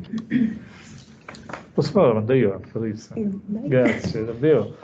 Bellissima relazione, mi ha riportato a quando ai tempi della gioventù studiosa recensivo il dizionario di Frosi e minoranza. Ma io ricordo appunto che negli anni 90 è esplosa una polemica all'interno della nostra comunità in Brasile, appunto negli stati che tu menzionavi, perché andavano i nostri rappresentanti dell'associazione a chiedere ai consolati finanziamenti per corsi di italiano, e il consolato non lo riconosceva minimamente. Non so se dopo il riconoscimento brasiliano sia cambiato qualcosa nell'atteggiamento, nella politica dei nostri consolati. Ecco, solo questo. Cosa faccio? Prima Rispondo del io? signore, io Ok, va bene. Allora provo a rispondere in maniera sintetica, poi casomai ne parliamo più ampiamente dopo, alle 3 domande che mi sono state fatte. La prima di Orioles, allora ci sono diversi intrecci tra università nei suoi vari dipartimenti e studi sulla migrazione, però studi sulla migrazione, quindi un rapporto sistematico con le attività, le iniziative di Trentini del Mondo che io sappia non c'è. Hanno lavorato molto per la migrazione, colleghi, Dipartimento di Sociologia, colleghi del Dipartimento di Sociologia, gli storici, e molto attivo per la migrazione al Museo degli Studi, Museo di Storia di Trento, dove tra l'altro è custodito uno splendido archivio di scrittura popolare. In questo archivio di scrittura popolare ci sono decine e decine anche di lettere di emigrati, quindi dal punto di vista storico c'è stata nell'Università di Trento una grande attenzione per questi temi, però una collaborazione sistematica che io sappia no, un peccato. Questo potrebbe essere effettivamente un tavolo da aprire, immagino, per no? Anche sinergie e darsi forza a vicenda. L'altra domanda sul Taliana, sulla situazione italiana. Io ho citato gli studi del 2000, grosso modo, di Boso, dove già si vedeva che nella città italiana nei centri urbani italiana stava sparendo. Io stesso ho sperimentato, ma credo prima del 2000, che c'erano pochi appassionati che lo coltivavano, proprio come si coltiva il latino, quasi da un certo punto di vista. Ci sono questi, sono recenti questi, io ho citato l'adattamento di una commedia dialettale. Cosa vuol dire? Che ci sono persone che prendono ciò che è scritto, che si accorgono appunto consapevoli della differenza fra il dialetto trentino parlato nel Trentino, i dialetti trentini parlati nel Trentino e il loro dialetto, e adattano un testo già dialettale alla loro varietà, perché sia più comprensibile, perché sia più adatto a chi ancora fra di loro ha competenza passiva, se non altro, del dialetto. Allora, credo, moribondo forse non lo definirei, e dopo il 2010, quando c'è stato questo riconoscimento, c'è stato un crescendo anche di interesse, che però non so, quantitativamente non sono in grado di dirti quanto, a che cosa corrisponda. Sicuramente c'è ancora competenza passiva, sicuramente c'è competenza passiva. Competenza attiva, come diranno, forse come ho accennato io, attiva, salda, sicura, fluente, c'è chi ha più di 70 anni, e quindi chi ha meno di 70 anni ha perso la fluenza e la sicurezza, perché è chiaro che le lingue dominanti sono altre. C'è qualche proposta, Leopoldino Altmaier, che io cito, che ha lavorato su questi temi, ha stimolato la scrittura di dizionari, non so se anche di una grammatica, e comunque di corsi di italiano, quindi c'è qualche cosa, ma insomma la situazione è fragile, così come per alcune nostre lingue di minoranza in Italia, cioè parlanti sono pochi. Ecco, quello che è fragile è la trasmissione in famiglia. La trasmissione in famiglia è veramente fragile. E corsi di italiano pagati, riconosciuti. No, non so se la provincia di Trento invece. Non so. La provincia di Trento potrebbero, ci sono dei corsi di italiano, non so se per questi corsi di italiano siano stati chiesti finanziamenti e ottenuti finanziamenti dalla provincia di Trento. Stato no, provincia di Trento. No, appunto il modello lingua Stato-nazione del nostro Stato si ripropone all'estero con una cecità per la pluralità delle... Quello che non ho detto, perché correndo probabilmente ho detto male molte cose, ma uno dei temi forti è proprio quello del plurilinguismo, certo. Dove appunto anche queste piccole per modo di dire, perché di fatto una volta erano parlate da tanti, adesso sono ancora parlate da tanti veneti, probabilmente più che trentini, però anche queste lingue non siano viste come del tutto marginali, ma come un ponte, no? Anche, certo. Cioè da mettere vicino a lingue più prestigiose come ponte e competenze che aiutano poi a recuperare anche altri elementi, la cultura, eccetera. Questo. Sinteticamente ringrazio, ho molto sentito gli interventi sull'Italian Sounding, e in modo particolare davvero ringrazio Vincenzo Orioles, che ha scritto una cosa molto bella sull'Italian Sounding. Io ho aggiunto semplicemente, a causa del mio caratteraccio, un'estremizzazione delle tesi, quanto Vincenzo negli anni scorsi ha proposto. Cioè, se leggi dello Stato, azioni di fede alimentare, campagne mass mediatiche che oggi sono ricorrenti come una volta quelle sull'inglese che invade l'italiano, no? D'estate, ogni estate usciva fuori la campagna e l'inglese. Adesso si affianca anche quella sull'Italian Sounding, poi ogni tanto appunto col Prosecco con quest'altro. Però attenzione, se tutto questo non ha portato a nessun risultato, perché i nostri emigrati all'estero continuano tranquillamente a farsi la loro mozzafina, a importare il parmigiano, e vedono il parmigiano a fior di dollari, accanto al parmesan che costa un po' meno, e loro lo dicono, fatto in Canada, fatto negli Stati Uniti. Beh, se tutta questa azione non ha portato a nulla, io penso che l'Italian Sounding non esista, cioè un'azione contro un nemico inesistente. E che cosa esiste allora? Esiste un continuum di fenomeni molto differenti fra di loro e il compito della conoscenza di noi che facciamo ricerca scientifica è, uno, elaborare un modello almeno, diciamo, descrittivo della tipologia di questi fenomeni sul continuum, quello che ho tentato di fare umilmente, non ne ho parlato per non farvi una barba lunga 2 metri, insomma nel testo scritto, ahimè, l'ho scritto. E due, tentare di elaborare un modello interpretativo di questi fenomeni, e questo ci ha pensato Barbara Turchetta, per cui io qui taccio. Il fenomeno non esiste, esiste qualcos'altro. La legge, le campagne puntano contro questo fenomeno, contro questo universo di fenomeni, che ricomprendono sotto questo termine farlocco, pseudo-anglicismo, Italian Sounding, che capiamo soltanto noi italiani, tra parentesi.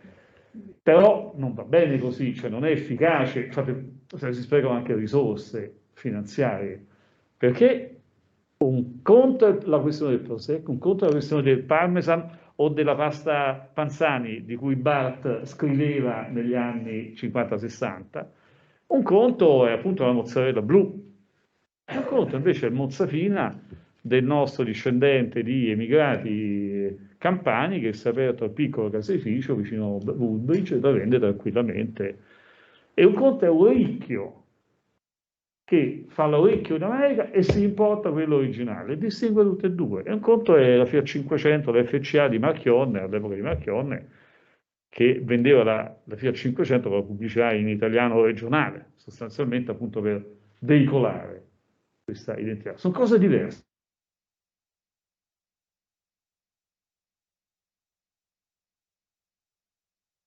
Di continuare a non sprecare soldi del contribuente, riconosciamo che questo non è un nemico che non esiste, esistono tante cose, alcune delle quali sono nemiche, certo, la contraffazione, quella che avvelena i cittadini, quella che davvero ruba il nome a un qualcosa che già una ditta italiana ha, ma tante altre cose non sono nemici, anzi aiutano la diffusione del prodotto italiano e aiutano quella costruzione o ricostruzione identitaria che è innanzitutto un meccanismo, un congegno simbolico. E poi volevo soltanto dire questo, nel mio caratteraccio estremizzato le tesi di Vincenzo. Grazie. Direi che possiamo riprendere. Allora, la prima relatrice di questa sessione è Carmela Petta, Università di Chieti Pescara, che ci parlerà del ruolo del discorso digitale nella formazione dell'identità, il caso dell'italo albanese.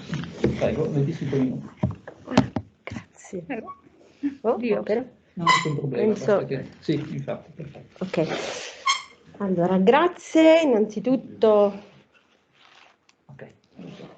Devo ringraziare Raffaella e tutti gli organizzatori tutti per l'invito. Che cosa farò? Guarderò al concetto che è la tematica principale del convegno di lingue, identità o più identità, considerando una comunità di minoranza di antico insediamento, quindi nel territorio italiano. Questa comunità di minoranza, come vedremo tra un po', è appunto l'italo-albanese. Gran parte dei lavori su lingue minacciate si focalizza, come noi sappiamo, sull'individuazione di tratti linguistici e sociolinguistici comuni tra i vari scenari, con l'obiettivo di identificare le cause che portano alla decadenza linguistica, per poi elaborare un'eventuale modellizzazione relativa appunto alle strategie di rivitalizzazione da intraprendere.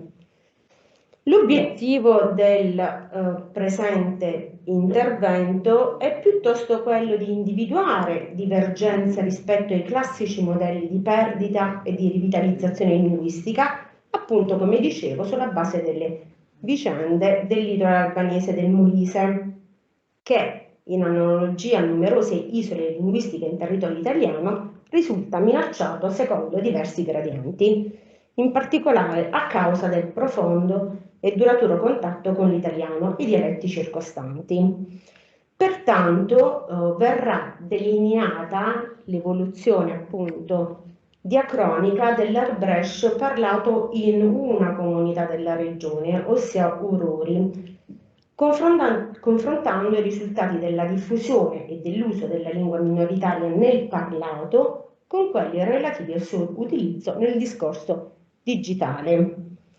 Particolare attenzione verrà posta sull'uso della varietà alloglotta nella comunicazione digitale da parte delle generazioni più giovani, cercando naturalmente come la scrittura costituisca una pratica sociale che favorisce la costruzione dell'identità, elemento centrale ai fini del mantenimento e della rivitalizzazione linguistica.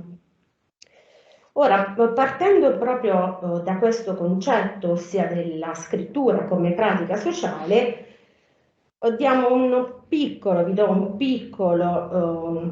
panoramica di quello che è il contesto teorico a cui mi rifaccio.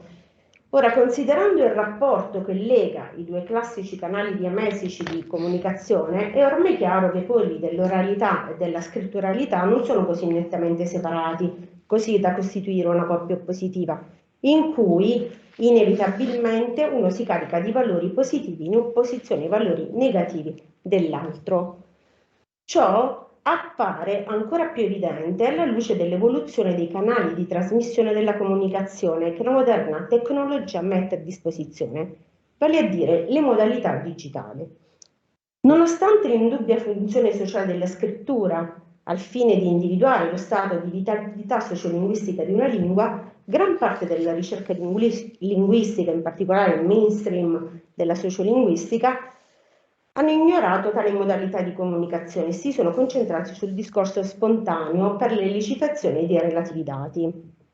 Invece, mi rifaccio a Barbara Turchetta, alla luce di una prospettiva di carattere antropologico, invece di etnografia della scrittura, proprio sulla scia dell'approccio utilizzato da Mancini e Turchetta 2014, e secondo questo la scrittura che connette bionidocamente fra loro un insieme finito di segni, cito da Mancini, dotati di significati culturalmente e storicamente determinati, e un insieme di riferimenti linguistici comunque individuati, fine citazione.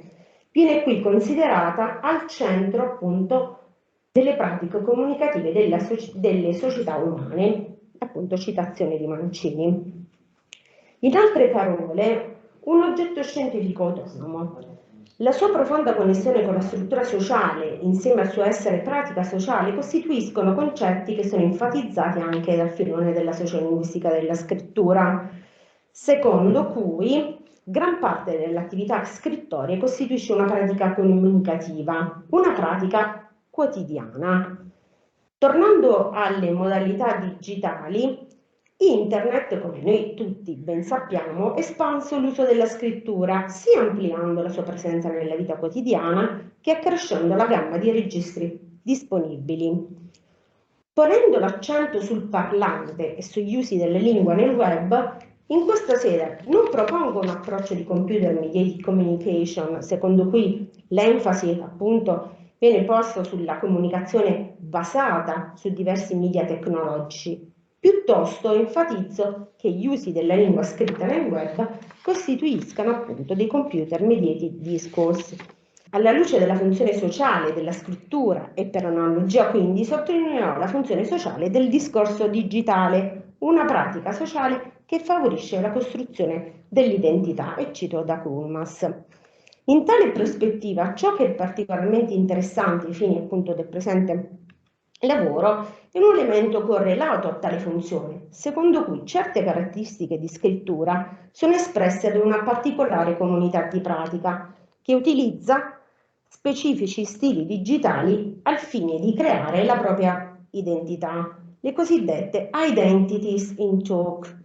Dal momento che in queste negoziazioni la scelta del codice e l'alternanza sono risorse per la costruzione di una serie di identità sociali, applicando un approccio dinamico per analizzare i fenomeni di contatto, presenterò, come vedremo tra un po', il discorso digitale utilizzato da una particolare comunità di pratica, ossia i parlanti Arbresh. Ora, farò ovviamente dal punto di vista storico, non ho il tempo di presentare la comunità minoritaria e la lingua di minoranza appunto italo-albanese, e ci soffermeremo semplicemente su alcuni concetti sociolinguistici.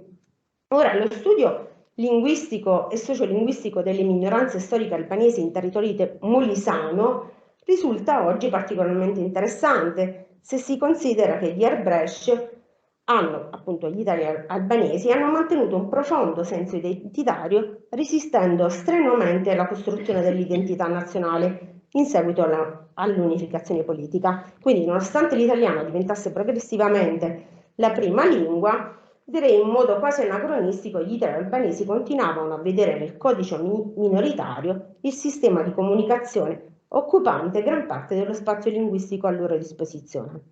Nonostante ciò, diacronicamente nelle comunità arbresh-molisane si registra una riduzione, come è abbastanza chiaro per tutti, dell'albanofonia, anche nel caso appunto della comunità indagata Ururi. Quindi a tal fine presenterò una serie di dati che, anche se di natura profondamente diversa, così come la metodologia per elicitarli, mi hanno permesso appunto di tracciare la vitalità dell'Arbresh di Ururi diacronicamente. Partendo dai risultati di due indagini basate sulle autovalutazioni dei parlanti, mi soffermerò sul discorso bilingue caratterizzato da diverse strategie discorsive e utilizzate in base al grado di competenza nella lingua minoritaria, individuando così diversi fenomeni di contatto tra italiano, ma regionale, dialetto locale e Arbresh, ovvero quindi dall'alternanza di codici a varie forme di code switching. I dati riguardanti il parlato saranno poi confrontati con quelli relativi alle scritture digitali di gruppi di utenti WhatsApp appartenenti alla generazione dei giovani, cercando quindi di riprodurre il discorso bilingue attraverso una modalità dialogica. E vediamo i primi dati relativi al parlato. Ora, secondo quanto dichiarato all'inizio praticamente del secolo, in un'indagine da me condotta nel 2001, l'82% degli informanti era competente attivo in Arbresh, il 12% dichiarava di conoscerlo passivamente, il 6% non conosceva affatto la lingua minoritaria. Inoltre, essendo la variabile età statisticamente significativa nel determinare il grado di competenza dei parlanti in Arbresh, l'abilità comunicativa aumentava con il crescere dell'età dei parlanti. Il quadro generale nella decade successiva, in un'altra indagine nel 2011, sempre da me condotta, vede una decrescita nel numero di parlanti attivi in Arbresh, il 71%, mentre il 17% dichiarava di avere una competenza passiva nella lingua minoritaria e infine il 12% degli informanti non conosceva affatto la varietà alloglotta. In base ai risultati che si possono vedere completi in una pubblicazione del 2020 relativa al discorso bilingue, sempre da me condotta in questa indagine, la maggior parte dei parlanti utilizzava l'Airbrush come lingua di comunicazione, anche se, come accade nel caso di lingue non elaborate, si riscontrano fenomeni di alternanza di codice verso una varietà del sistema dell'italiano. Questi sono comunemente dovuti al cambio di interlocutore, insieme a forme di inserimento di materiale lessicale italiano che potrebbero essere il segnale di lacune lessicali. Nel caso delle giovani generazioni, invece, in domeni informali era ampiamente utilizzato il dialetto locale italo-romanzo a scapito della varietà minoritaria. Si delinea quindi anche qui una gerarchia dell'uso, secondo cui il numero di enunciati monolingui in Airbrush aumentava con l'età del parlante. Al contrario, con il diminuire dell'età, la mescolanza tra le lingue nel discorso dei parlanti era più profonda, con fenomeni di alternanza di codice e di switching, oltre che con l'inserimento di parole contenuto italiane all'interno di un quadro morfosintattico dato dalla varietà minoritaria. Quindi potremmo concludere, le prime conclusioni sono appunto queste, che i diversi dati relativi al parlato evidenziano nella trasmissione intergenerazionale l'anello debole della vitalità dell'Airbrush, causa di instabilità linguistica e sociolinguistica. In altre parole, secondo l'immagine di default delle lingue minacciate, le generazioni più giovani, elemento centrale per il destino della lingua, più vulnerabili, maggiormente inclini all'uso del dialetto italo-romanzo, rappresentano una fascia di parlanti da porre sotto la lente di ingrandimento e sui quali investire per attuare strategie di rivitalizzazione. Questo è il motivo per cui i dati relativi all'uso dell'Airbrush nel discorso digitale riguarderanno parlanti bilingue appartenenti alla fascia generazionale appunto dei giovani. Ora, che cosa farò?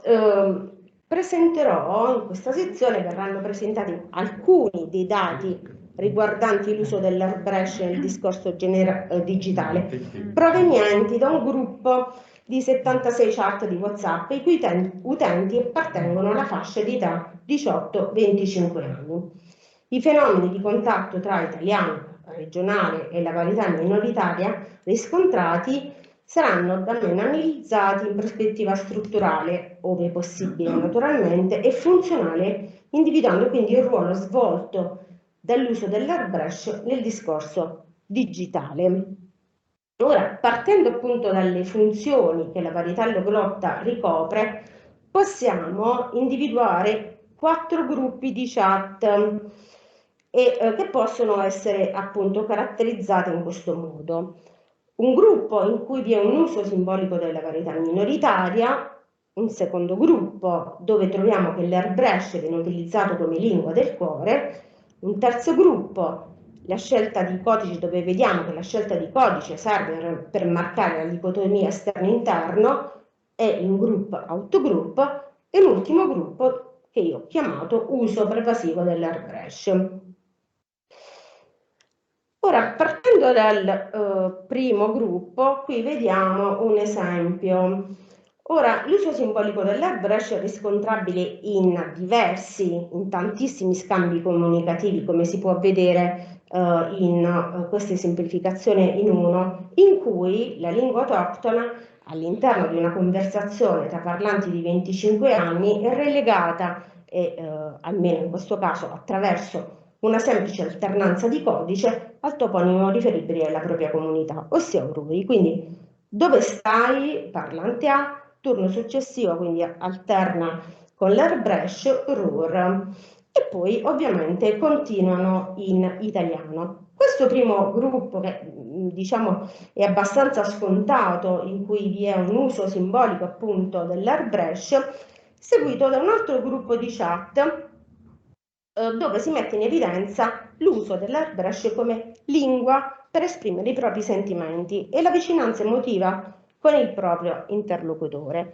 come possiamo vedere nelle chat successive, ossia 2, 3 e 4.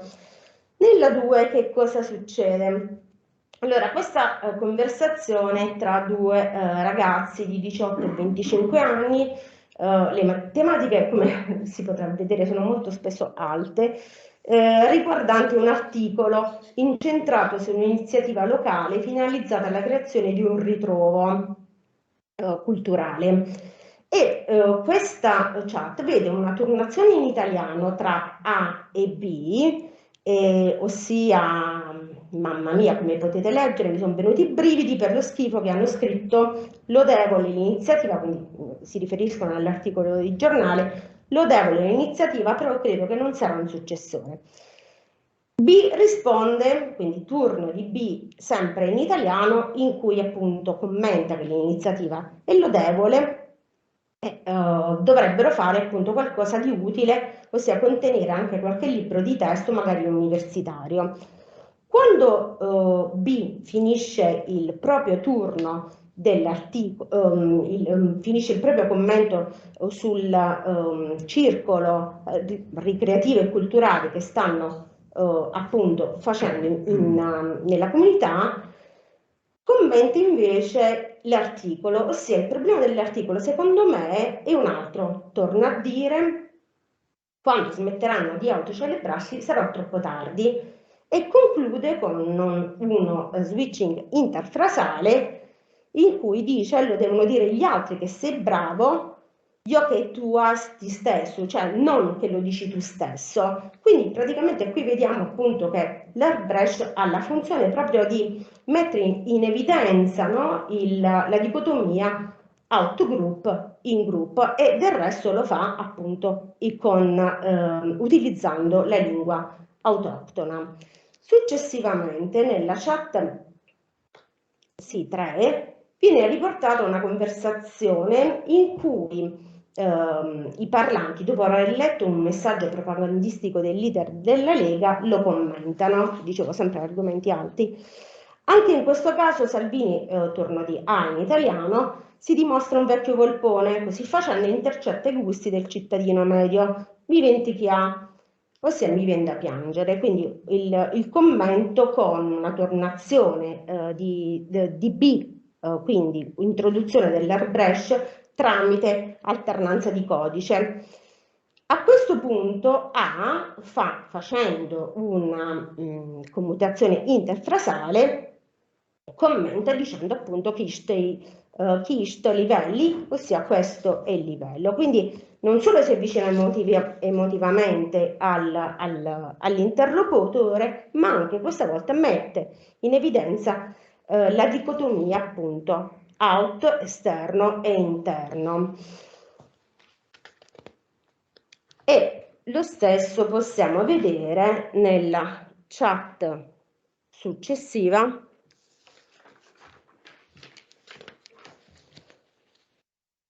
Ok.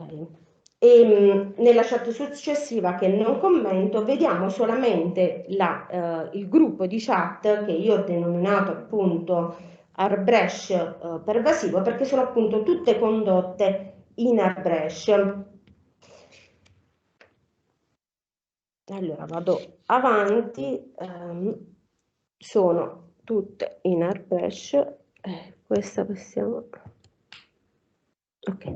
Come possiamo vedere appunto in questa chat, qui è dove sei, a casa, ti, tu, praticamente la risposta, o Janka nonna, io sto dalla nonna, Nanierda, sono appena arrivato e rimango un po' qui. Praticamente qui possiamo vedere che tutto quanto è espresso in Arbrecht quindi l'utilizzo del WeCode è facilitato anche dal dominio in cui si trovano i due parlanti, ossia la famiglia, ancor più nel caso di B, che si trova appunto dalla nonna. Ora magari salto queste due chat successive per arrivare appunto a una discussione finale. Ora, come è noto, le strategie per il mantenimento o rivitalizzazione di una lingua minoritaria dovrebbero avere forme diverse in base alla tipologia della varietà alloglotta, al suo grado di vitalità e all'atteggiamento dei parlanti nei confronti della lingua stessa. Come è risaputo, Internet può fornire uno stimolo importante ai fini della rivitalizzazione delle lingue minoritarie, troppo spesso minacciate, creando uno spazio appunto per la loro documentazione e promuovendo l'alfabetizzazione. Tuttavia il successo di queste iniziative bottom-up dipende sostanzialmente dalla partecipazione attiva della popolazione, che spesso non dispone della tecnologia e dell'alfabetizzazione in lingua minoritaria, nonché di quella informatica, che sono necessarie ovviamente. Questo è il motivo per cui i risultati ottenuti non sono sempre incoraggianti.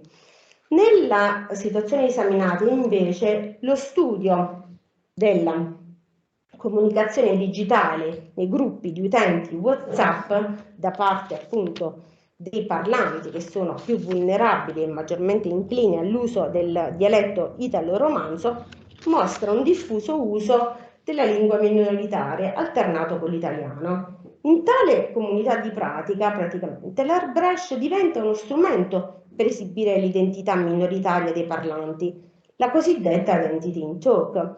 Pertanto, discostandosi dai classici modelli di rivitalizzazione, quanto osservato sembra essere un modo per cristallizzare lo stato di lingua e bloccare, almeno parzialmente, il processo di declino tra le giovani generazioni di Ururi.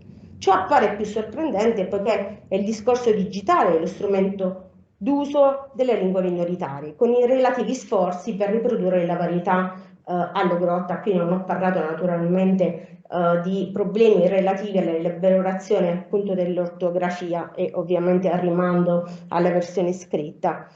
Sembrerebbe quasi che una sorta di riflessione metalinguistica tipica del livello diamesico della scrittura ibrida sia un modo per facilitare l'elaborazione dei messaggi prodotti in airbrush per mezzo di una scrittura essenziale, cito da Iannaccaro dell'Aquila, per se stessi, per una cerchia ristrettissima, mero supporto quasi logografico per la memoria, per cui basta tracciare sulla carta qualche segno, in genere tratto dall'alfabeto, più in uso nella zona, che serve a restituire nel suo complesso a chi già la conosce la parola o la frase segnata.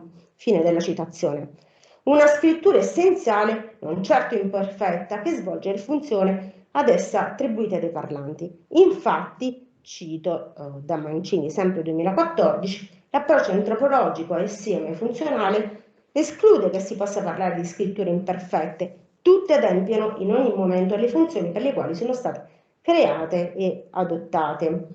A Ururi i parlanti bilingui usano, come abbiamo visto, diverse strategie nelle interazioni, come abbiamo visto molto parzialmente nelle interazioni online all'interno della propria comunità di pratica, un modo per mostrare come vari codici siano impiegati creativamente per negoziare ed esibire un'identità composita formata da una identità nazionale e regionale esibita attraverso l'uso dell'italiano e del suo dialetto locale, in alternanza con un'identità minoritaria che consiste nell'esibire, utilizzando la lingua autoctona, una gamma di identità connesse sia al gruppo alloglotto che ai suoi spazi virtuali. Stop, esatto. Grazie a tutti. Grazie. Bene, ringrazio molto la collega Carmela Testa per questa interessante relazione, soprattutto perché si occupa di comunità minoritarie, ci sono molti spunti di riflessione. Ci sono domande? Sì, prego.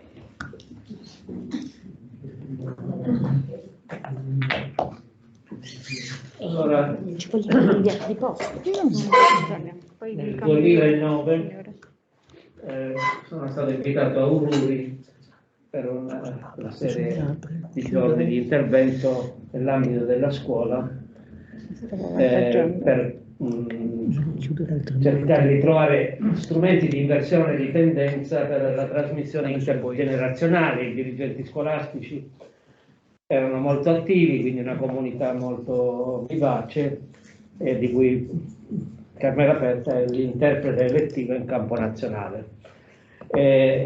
A distanza di oltre 10 anni da quella situazione vedo lo sviluppo nuovo che è caratterizzato appunto dal fenomeno chiamato la risorgenza, non possiamo dire risorgenza dialettale nel caso di una lingua minoritaria, ma insomma per intenderci, questa rinascita in ambito, nella modalità digitale che hai ben descritto.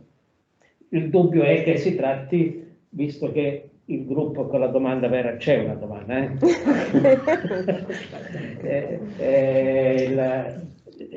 mi preoccupa il fatto chat 1825. Che cosa significa questo?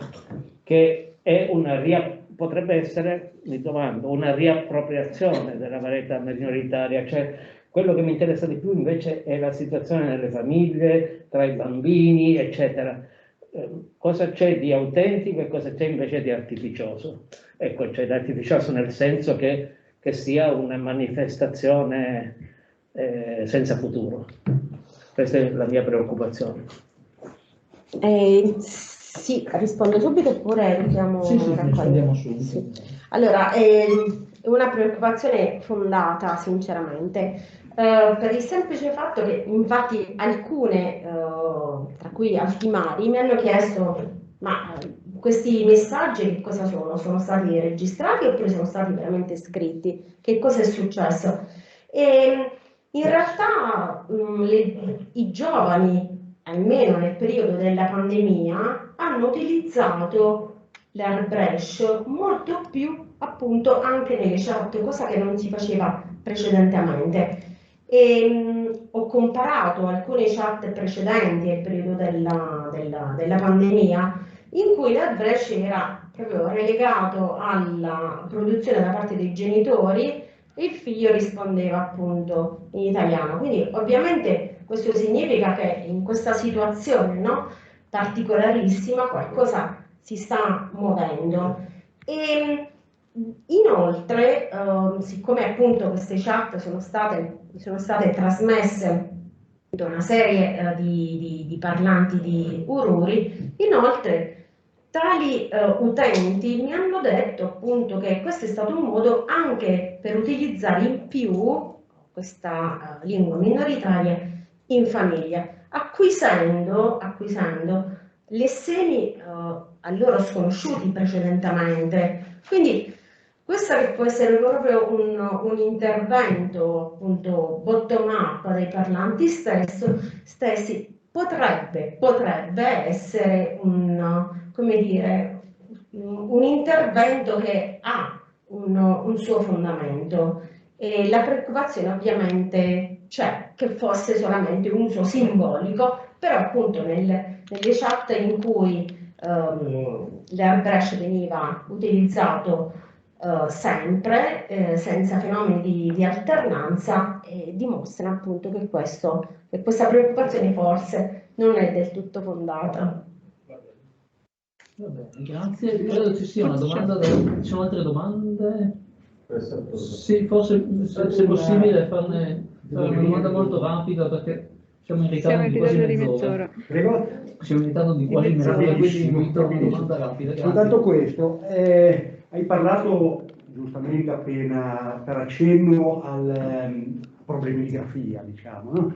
Ecco, ti volevo chiedere, c'è una richiesta da parte dei giovani di una qualche normativizzazione che in qualche modo si possa collegare all'utilizzo in chat dell'albanese? Te lo chiedo perché la situazione di cui, come tutti sapete, mi occupo abbastanza frequentemente del tabarchino, è abbastanza curiosa da questo punto di vista. Molti giovani chiedono strumenti di scrittura del tabarchino, chiedono addirittura anche dei vari programmi, ma soprattutto chiedono di imparare la grafia del tabarchino perché vogliono scrivere in tabarchino in chat. Mi chiedevo se esiste un qualcosa di simile o se la grafia è totalmente, diciamo, un aspetto sovrastrutturale, insomma.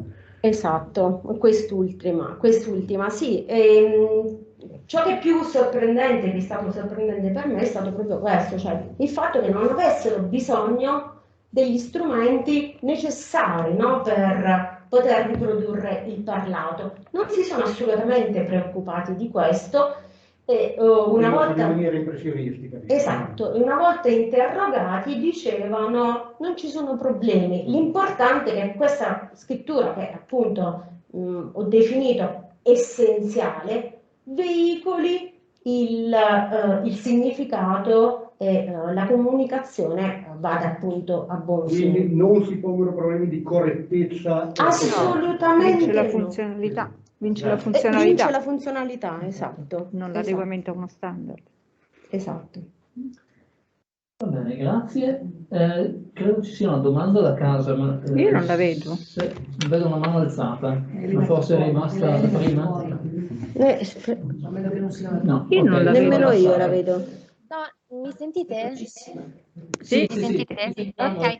Molto rapidamente, sai Elena. Sì, volevo farle solo una domanda di curiosità e volevo chiederle come interagiscono le parti di testo in Arbresh con gli emoi e se ha avuto modo di valutare come viene utilizzata la lingua Arbresh anche negli audio, quindi non solo nei messaggi scritti, ma nei messaggi sempre WhatsApp, però in audio.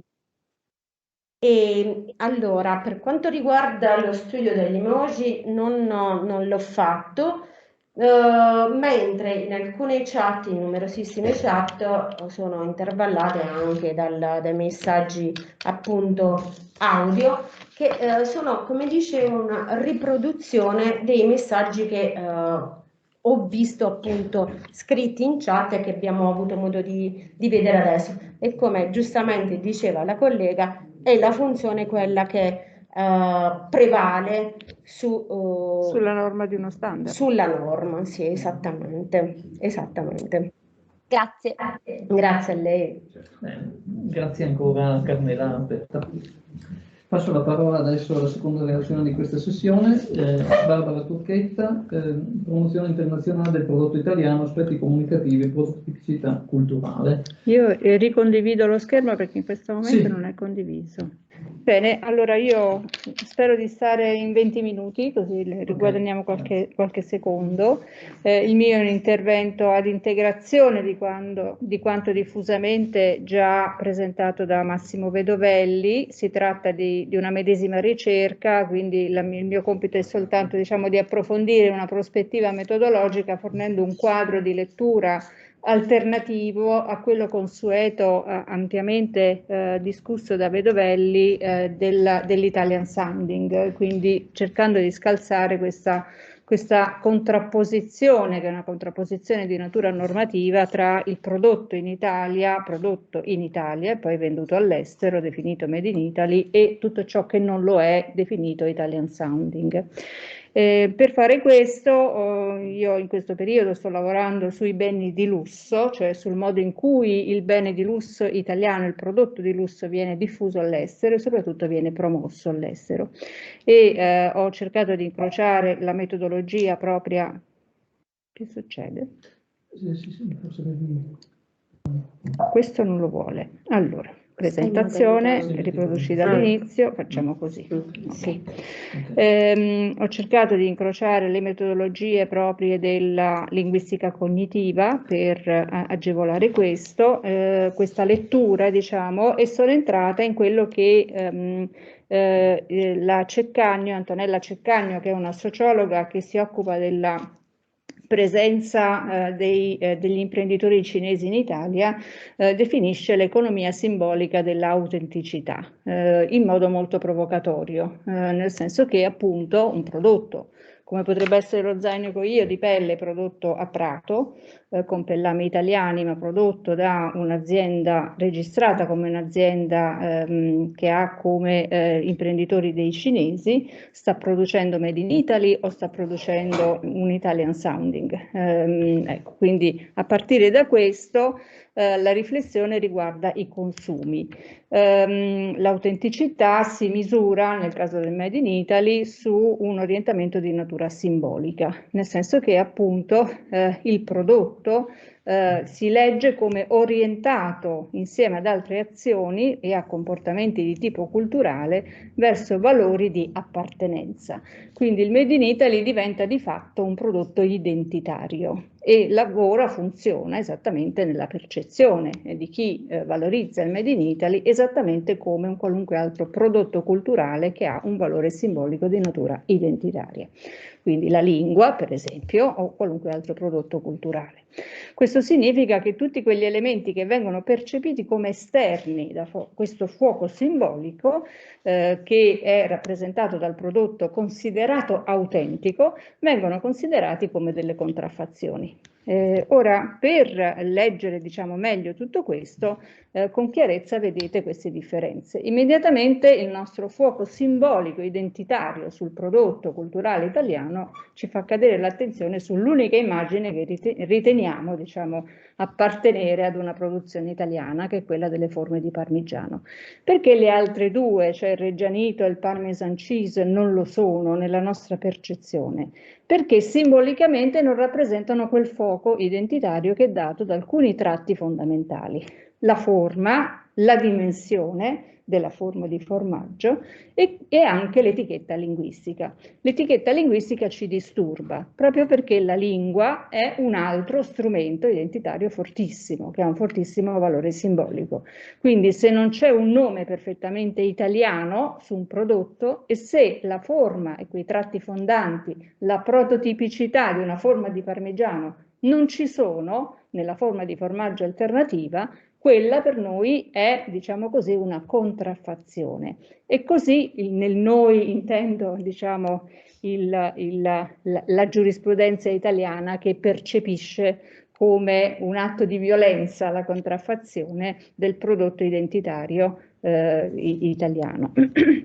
Bene, andando avanti, abbiamo cercato di scardinare questa area, diciamo così, della contraffazione, e siamo giunti, attraverso un esame di moltissimi prodotti che sono prodotti in Italia, prodotti parzialmente in Italia e prodotti anche all'estero, quindi con una filiera mista, diciamo, prodotti soltanto ed esclusivamente all'estero, ad una definizione di natura graduale. Cioè noi riteniamo opportuno scalzare, diciamo, decostruire questo concetto di Italian sounding come prodotto contraffatto attraverso una disamina di 4, diciamo così, tipologie diverse di produzione. Abbiamo innanzitutto il Made in Italy, che è un marchio certificato con la filiera interamente in Italia, che è, diciamo così, una definizione di natura giuridica, normativa. Abbiamo l'Italian Heritage, che rappresenta in buona parte molta della produzione enogastronomica che all'estero è prodotta da imprenditori di origine italiana, talvolta italiani che hanno conservato la loro cittadinanza, tal'altra semplicemente di origine italiana, dove abbiamo in alcuni casi filiere parzialmente di produzione in Italia e altre invece all'estero. Abbiamo un forte interesse verso la tradizione artigianale italiana. Talvolta si tratta di memoria semplicemente di immigrati con marchi in italiano e dialetto, e quindi per esempio la produzione di ricotta, di mozzarella all'estero, la produzione di vino che riprende i vitigni italiani e che ad opera di imprenditori di origine italiana all'estero, che è legata in qualche misura anche ai valori simbolici in modo molto forte di quelle che sono le produzioni di origine a livello territoriale italiano.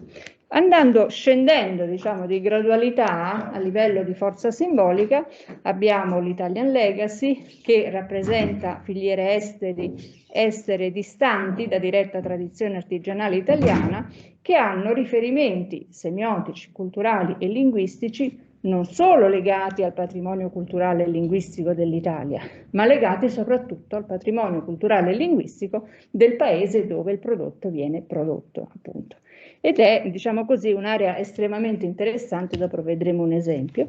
E per ultimo un Italian Affection, che riguarda tutti quei prodotti di filiere unicamente estere, senza nessuna diretta tradizione artigianale italiana, di semplice ispirazione a tecniche e a marchi in italiano e dialetto, che devono, nella scelta spesso linguistica, che è una scelta di italianismi, evocare una vicinanza simbolica e culturale all'Italia senza la pretesa di rappresentare un prodotto culturale con una valenza simbolica forte. Qui vediamo due esempi classici, diciamo, l'Italian Legacy da una parte. La storia dei canned spaghetti meatballs è una storia tutta americana, non è una storia italiana, è una storia italo-americana. Gli spaghetti meatballs sono il piatto nazionale degli Stati Uniti non hanno nessuna pretesa di evocare valenze simboliche e culturali italiane, perché hanno valenze simboliche e culturali italo-americane, perché l'identità italo-americana non è l'identità delle origini calabrese, lucana, lombarda, veneta, ma è un'altra identità, appunto, costruita su un patrimonio storico-culturale anche delle origini, ma non esclusivamente delle origini. A destra vediamo un caso invece di Italian Affection, un imprenditore cinese affezionato per un suo motivo all'Italia, conoscendo cosa simbolicamente e culturalmente rappresenta la mamma italiana nelle faccende domestiche, ha stabilito di chiamare il suo detersivo la mamma, appunto. Allora qui non c'è nessuna contraffazione, attenzione, qui c'è un valore simbolico e culturale che viene scelto da uno straniero e che, a nostro parere, andrebbe valorizzato, andrebbe premiato, non andrebbe condannato per la sua scelta. Bene, allora, andando avanti, sarò molto veloce. C'è diciamo così, un filone della nostra ricerca che riguarda lo studio dei prototipi. In altri termini, ci sono dei tratti prototipici nella promozione del prodotto Made in Italy che sono tratti che appartengono alla cultura italiana, a dei valori culturali italiani, e sono quelli che costituiscono la forza del Made in Italy. Ci siamo chiesti in questi anni perché il prodotto italiano è considerato un prodotto di qualità all'estero. Non riguarda sempre il prezzo, talvolta riguarda il prezzo, ma non solo, perché porta con sé un insieme di tratti valoriali che rappresentano un po' il nostro modo di essere, il nostro stile di vita, la nostra società, quindi tutti quegli aspetti socioculturali che attraggono gli stranieri e che sono anche correlati dai beni storico-artistici, i beni paesaggistici, un insieme di elementi che concorrono a valorizzare il prodotto italiano, non necessariamente legato alla sua qualità, ma legato appunto a tutto quell'insieme di tratti culturali considerati di qualità che trasportano con loro come elemento valoriale aggiuntivo il prodotto che viene venduto. Ora, nello studio dei prototipi, che si studiano per esempio in semantica cognitiva, in linguistica cognitiva, la prototipicità prevede una gradualità, quindi prevede, diciamo, la presenza di un insieme di attributi che nel loro insieme sono rappresentati da un prototipo. E poi all'interno della categoria vi possono essere, diciamo, degli elementi variabili che possono essere più o meno distanti da questo fuoco. Quindi se io dovessi dire pensate ad un uccello, la maggior parte di noi penserebbe sicuramente a un uccello tipo un pettirosso, più difficilmente penserebbe ad un tacchino o a un pinguino, perché ci sono una serie di tratti che nel prototipo sono centrali, negli altri sono meno rilevanti, meno presenti, anche come quantità, come densità. Bene, allora vediamo un po' quali sono gli elementi prototipici che sono nella promozione del prodotto italiano. Distingueremo velocemente nella rappresentazione di questi tratti prototipici i frames o le cornici, che sono quelle che si studiano anche in linguistica testuale, cioè quegli elementi che concorrono a garantire, a fornire un contesto culturale, a narrare un contesto culturale, dagli scripts, ovvero tutti quegli elementi che scatenano processi cognitivi, che per associazione ci collegano a degli eventi, ci evocano delle emozioni e così via. E quindi vediamo come il Made in Italy, in particolare il bene di lusso, viene costruito come appartenente a ciò che è culturalmente italiano. Che è esattamente quello che, diciamo così, è reso evidente dalla normativa che riguarda il Made in Italy ed è reso evidente anche dalla volontà dei produttori italiani nel rappresentare il loro prodotto all'estero. Negli ultimi anni i beni di lusso vengono promossi con una forte impronta, diciamo una forte caratterizzazione linguistica sull'italiano e i dialetti. La pubblicità di Dolce & Gabbana aveva commutazione di codice italiano dialetto siciliano con i sottotitoli in inglese. La pubblicità di Bulgari era tutta in inglese, la pubblicità di Bulgari è stata prodotta soprattutto per il Golfo Persico, dove ci sono i più grandi clienti dell'oreficeria italiana, e aveva però le modelle alla fine che appunto recitavano il nome della linea Mai dire troppo in italiano. La terza pubblicità è priva di informazioni di natura linguistica, ma è forse la più interessante di tutte, adesso cercherò di spiegarvi perché. Allora, vediamo quali sono gli attributi rilevanti, come viene valorizzato il Made in Italy di lusso.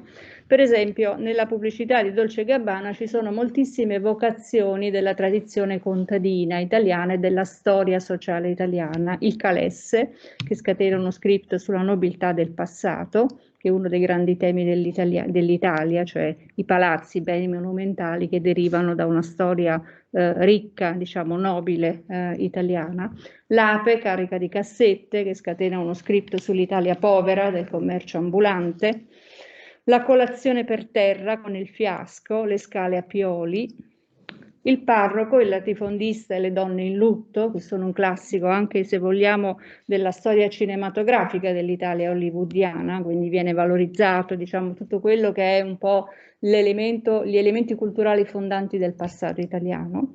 E poi moltissima prossemica italiana che accompagna, diciamo, la storia, la narrazione, i gesti delle braccia, il bacio per procura, la bambina che strilla, sono tutte modalità della pragmatica della conversazione italiana. E poi ancora altri attributi che concorrono a delineare il frame: le donne con le ceste, gli uomini con la coppola e il gilet, generando un assurdo, perché nessun contadino raccoglierebbe frutta con la coppola in testa e con un gilet. La autenticità, la tradizione e l'intensità insieme alla passione che vengono messe in evidenza dalla prossemica, dal comportamento verbale e dall'insieme dei referenti.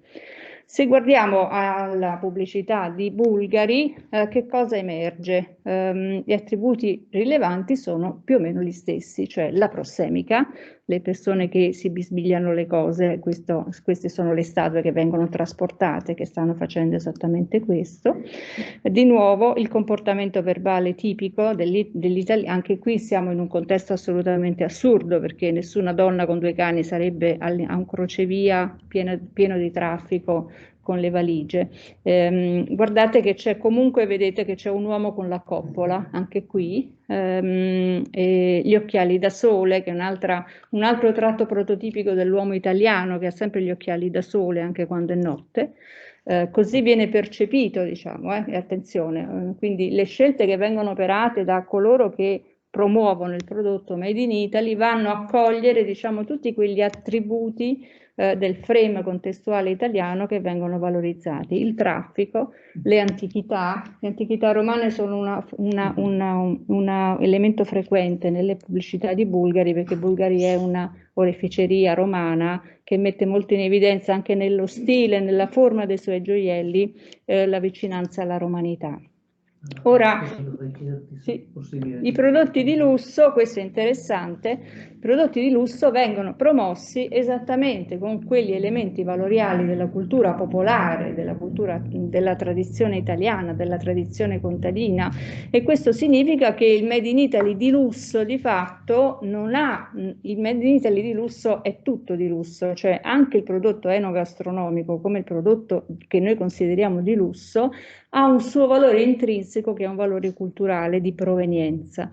Questo significa che nella, per esempio, valorizzazione della bottega veneta, che noi conosciamo poco in Italia ma che vende moltissimo in Oriente, che ha dei prezzi inammissibili per noi, inavvicinabili, di prodotti soprattutto pellame, quindi borse, scarpe, eccetera, che scelta ha operato? Di mescolare le borse della bottega veneta con tutte quelle tradizioni dell'artigianato italiano, il formaggio, il vetro di Murano, la pasta e i biscotti, i crumiri, eccetera, le batterie della Respighi, la carta di Fabriano associata ai gioielli, che sono appunto di fatto la stessa cosa. Quindi il messaggio che viene veicolato all'estero è il Made in Italy è un prodotto di lusso.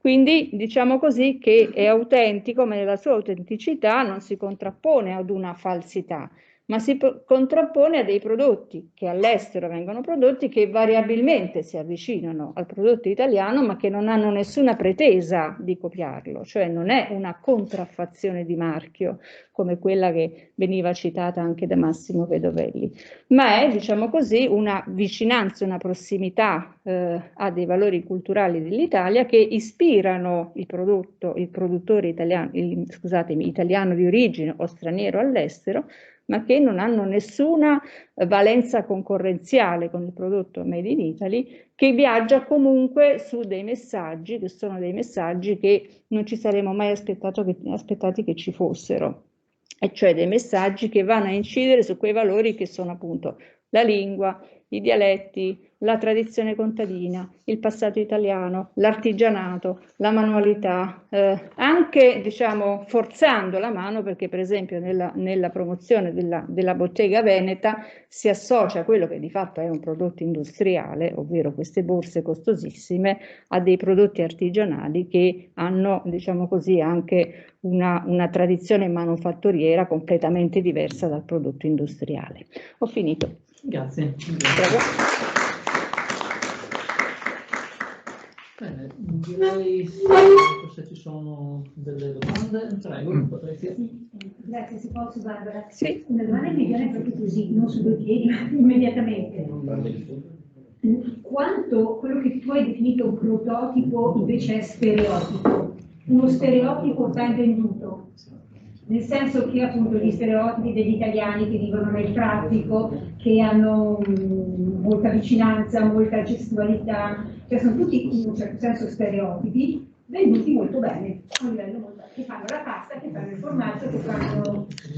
Quindi non ho ben chiaro che cosa intendi. Non c'è un confine, cioè un prototipo diventa stereotipo quando ha una stigmatizzazione negativa. Ora, il traffico è un prototipo italiano, non è uno stereotipo. Diciamo, questo è un discorso lungo che non possiamo fare qua perché ci stiamo bruciando i secondi. Ecco, però l'uomo con la coppola è il classico prototipo dell'italiano così come viene percepito all'estero, perché l'uomo con la coppola poi è stato immortalato dalla cinematografia internazionale. Sì, sì, esatto. Esatto. È venuta benissimo, sì. Non a caso c'è il bianco e nero, ci sono le sfumature, eccetera. Sì. Però dietro sta una semplificazione di quelli che sono dei tratti tipicamente italiani, così come vengono in maniera appunto semplificata percepiti all'estero. Sì, esattamente questo. Esattamente. Prego. Professor Viola, devo chiedere di breve, sì, un commento. Adesso il nuovo format è rispondere a Patrizia Cordino.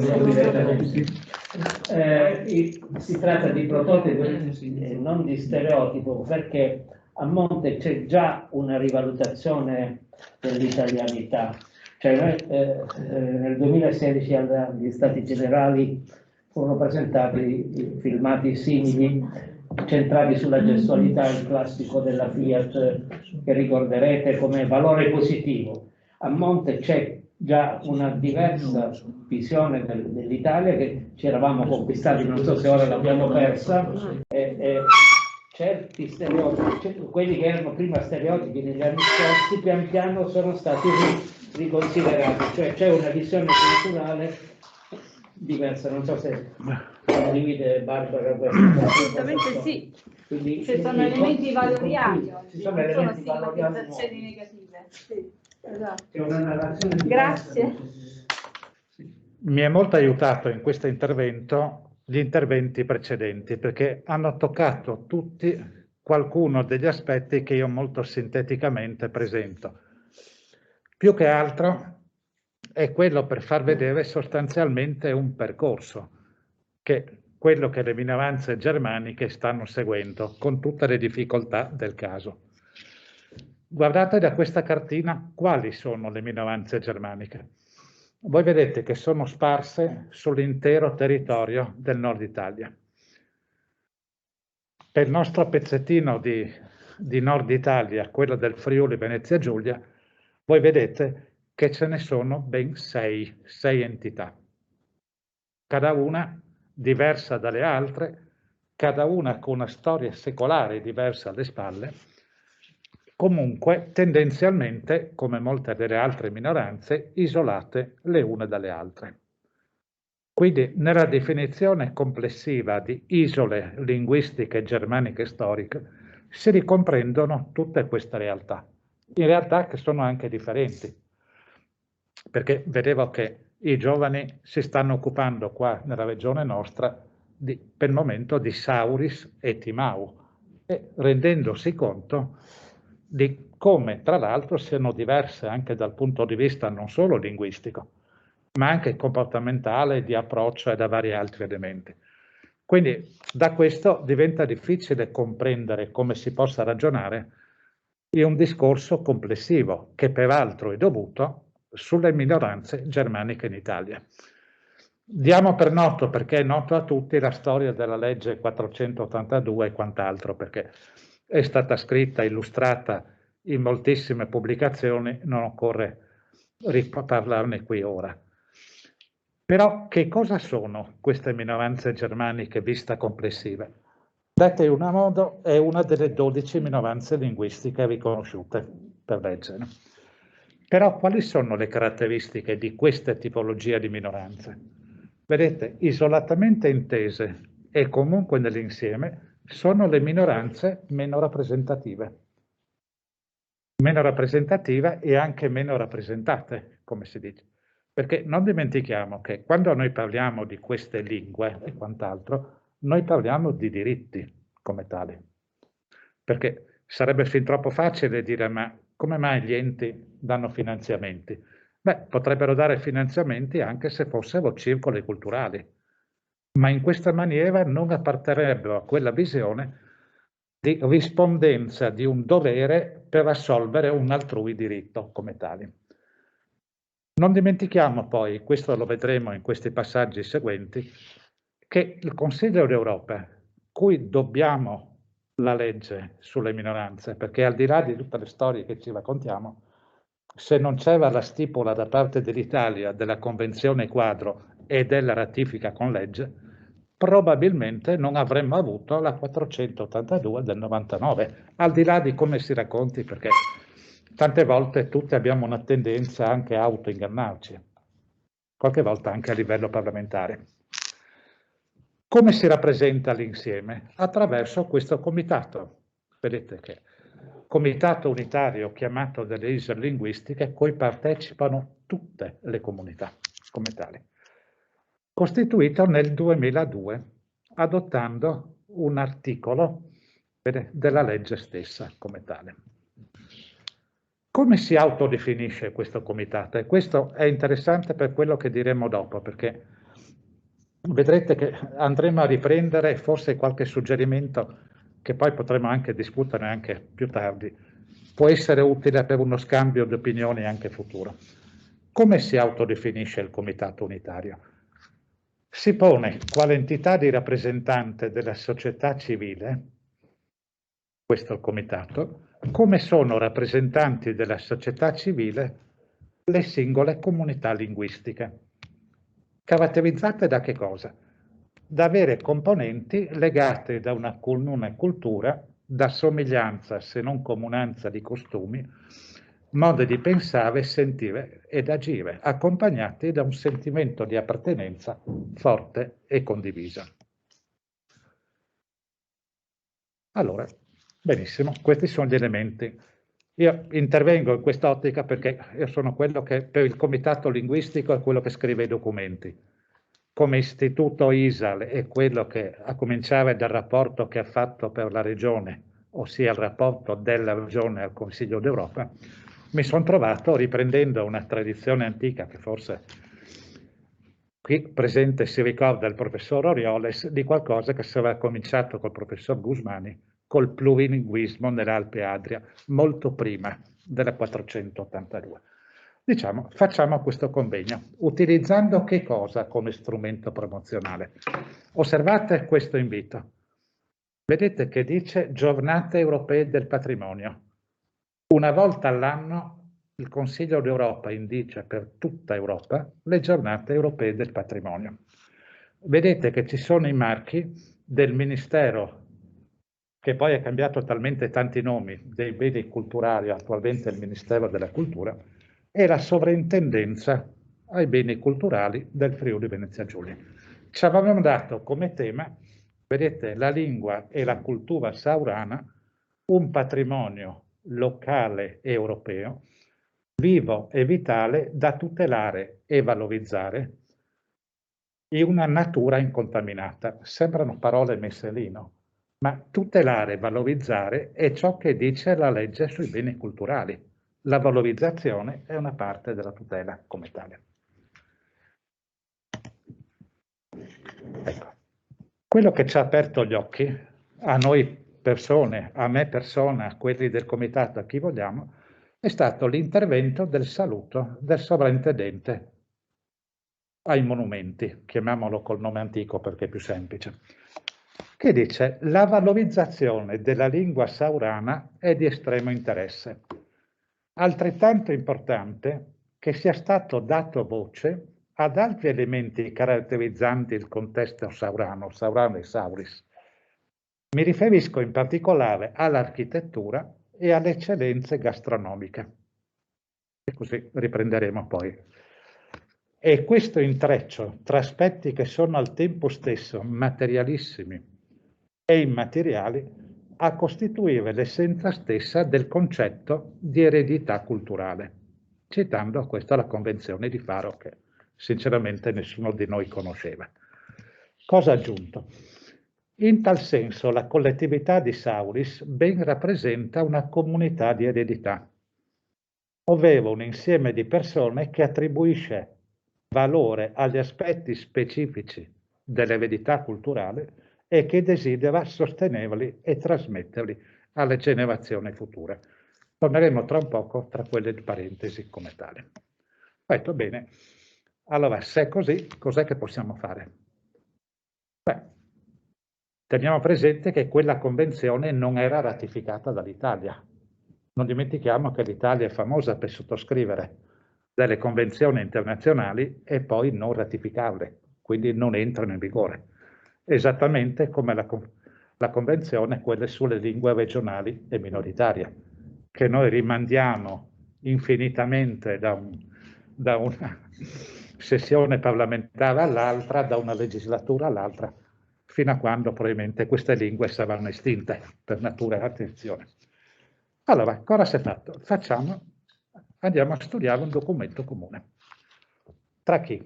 Tra il comune di Sauris Zare, comune, il segretariato regionale, quello che rappresenta il Ministero dei Beni Culturali in periferia, intendendo nelle regioni con l'ordinamento attuale, la sovrintendenza ai monumenti, il Comitato Unitario dell'Esile Linguistica e l'ISAL, quello che poi alla fine deve scrivere gli accordi come tali. No?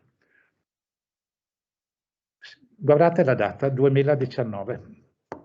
2019 vuol dire la convenzione non era ratificata ancora e quindi si è andati a cercare di pesare tutti i termini in maniera tale che i cofermatari, quelli appartenenti all'autorità statale, perché si chiama l'autorità di tutela, per semplificare, no? Non avessero problemi particolari. Un po' prima il Consiglio d'Europa, quello che per mio parere è l'elemento dominante, perché la Convenzione di Faro è come la Convenzione sulle lingue minoritarie, come la Convenzione sulle lingue regionali e minoritarie. Sono convenzioni che col Trattato di Lisbona diventano trattati internazionali, quindi obbligo di rispettarli come tali. Il Consiglio d'Europa monitora ciascun paese ogni 5 anni. Ogni 5 anni fa il monitoraggio sull'Italia come tale. Allora, cosa dice in relazione a questa convenzione quadro?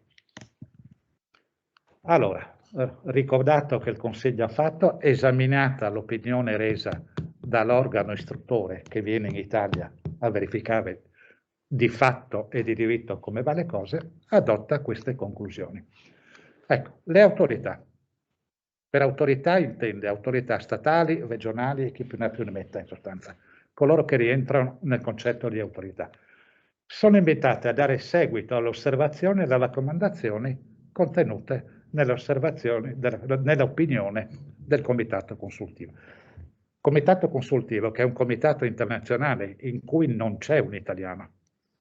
Cioè ogni volta che c'è il monitoraggio su un paese, quel comitato è dotato tutto di soggetti esterni a quel paese come tale, proprio per mantenere l'indipendenza e per evitare incompatibilità psicologiche o reali. Cosa dice? Raccomandazione per un'azione immediata.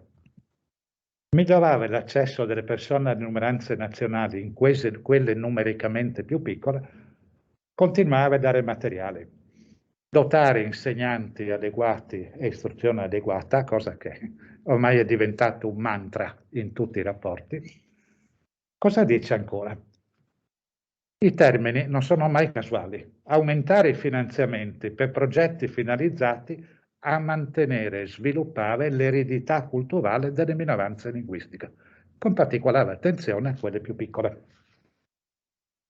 Cosa succede? Finalmente nel 2020, in piena pandemia, fra l'altro, finalmente il Parlamento si decide, dopo, vedete, la bellezza di 15 anni, a ratificare questa convenzione. Che cosa si conosce? Allora, questa convenzione, volendola usare, è una miniera di azioni possibili.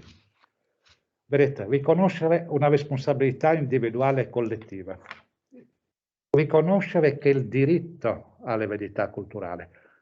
Non dimentichiamo, perché fa un po' di diritto, noi distinguiamo tra diritti e interessi legittimi come tali. No?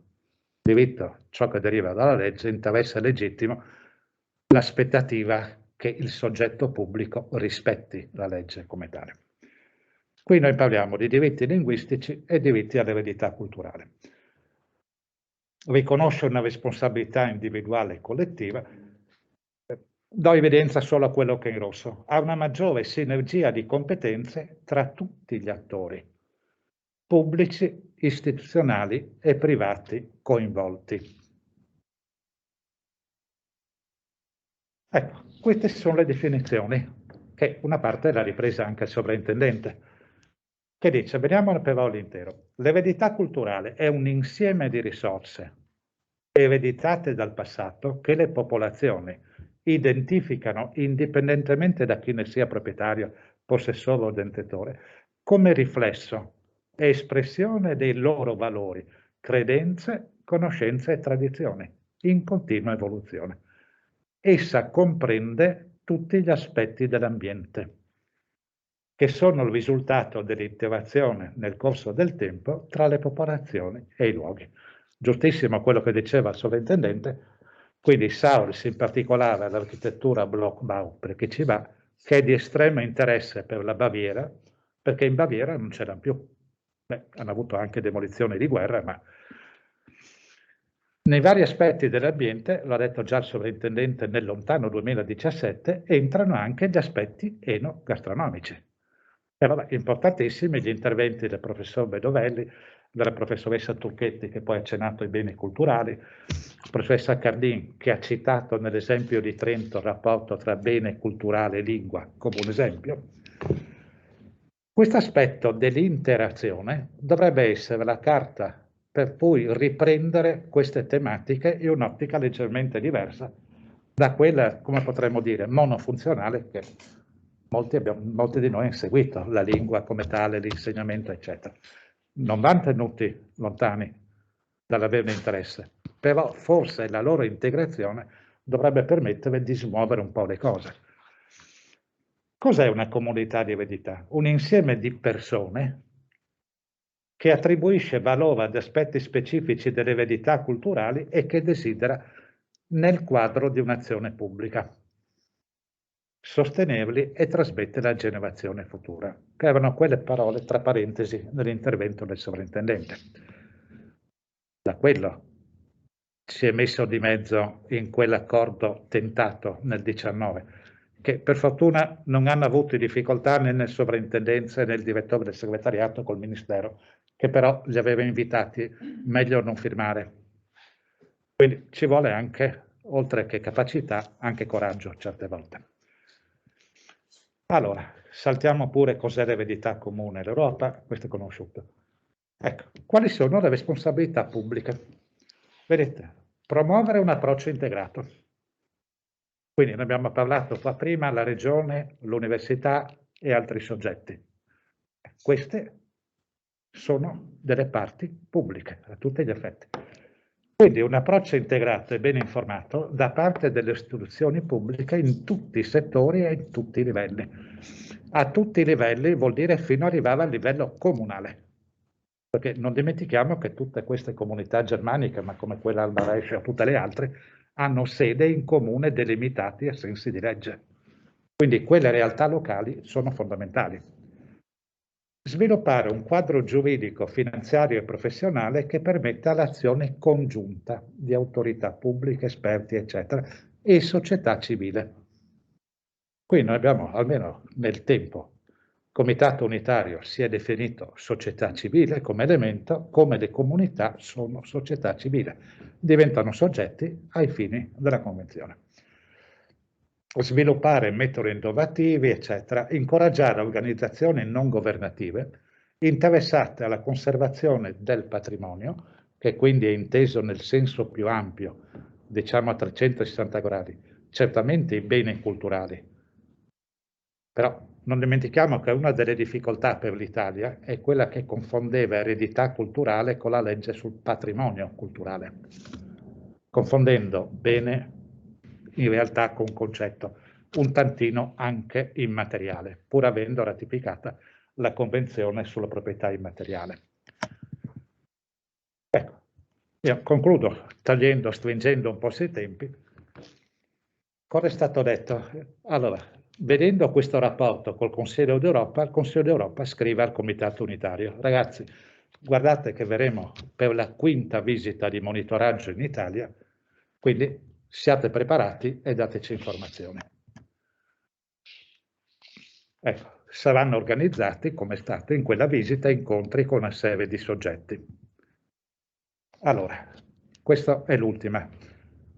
Audizione al Consiglio d'Europa, quindi siamo a novembre 2021. Cosa dice il Comitato? Da un lato ti dice: guarda che la Convenzione di Faro ci abbiamo già pensato.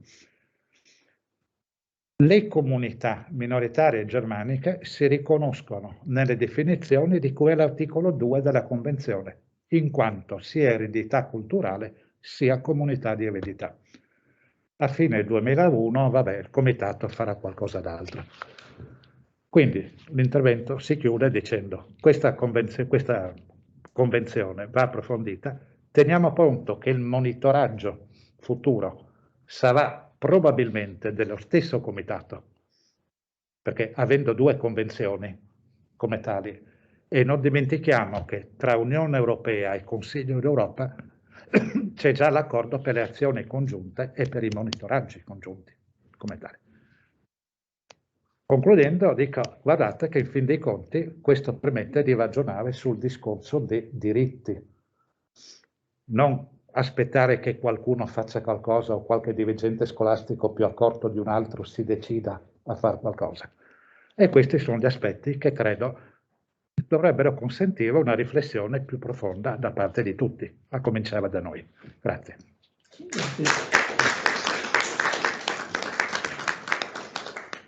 Grazie dottor Borghi, grazie anche per la sintesi della sua... È stata imposta dalla professoressa Bombi.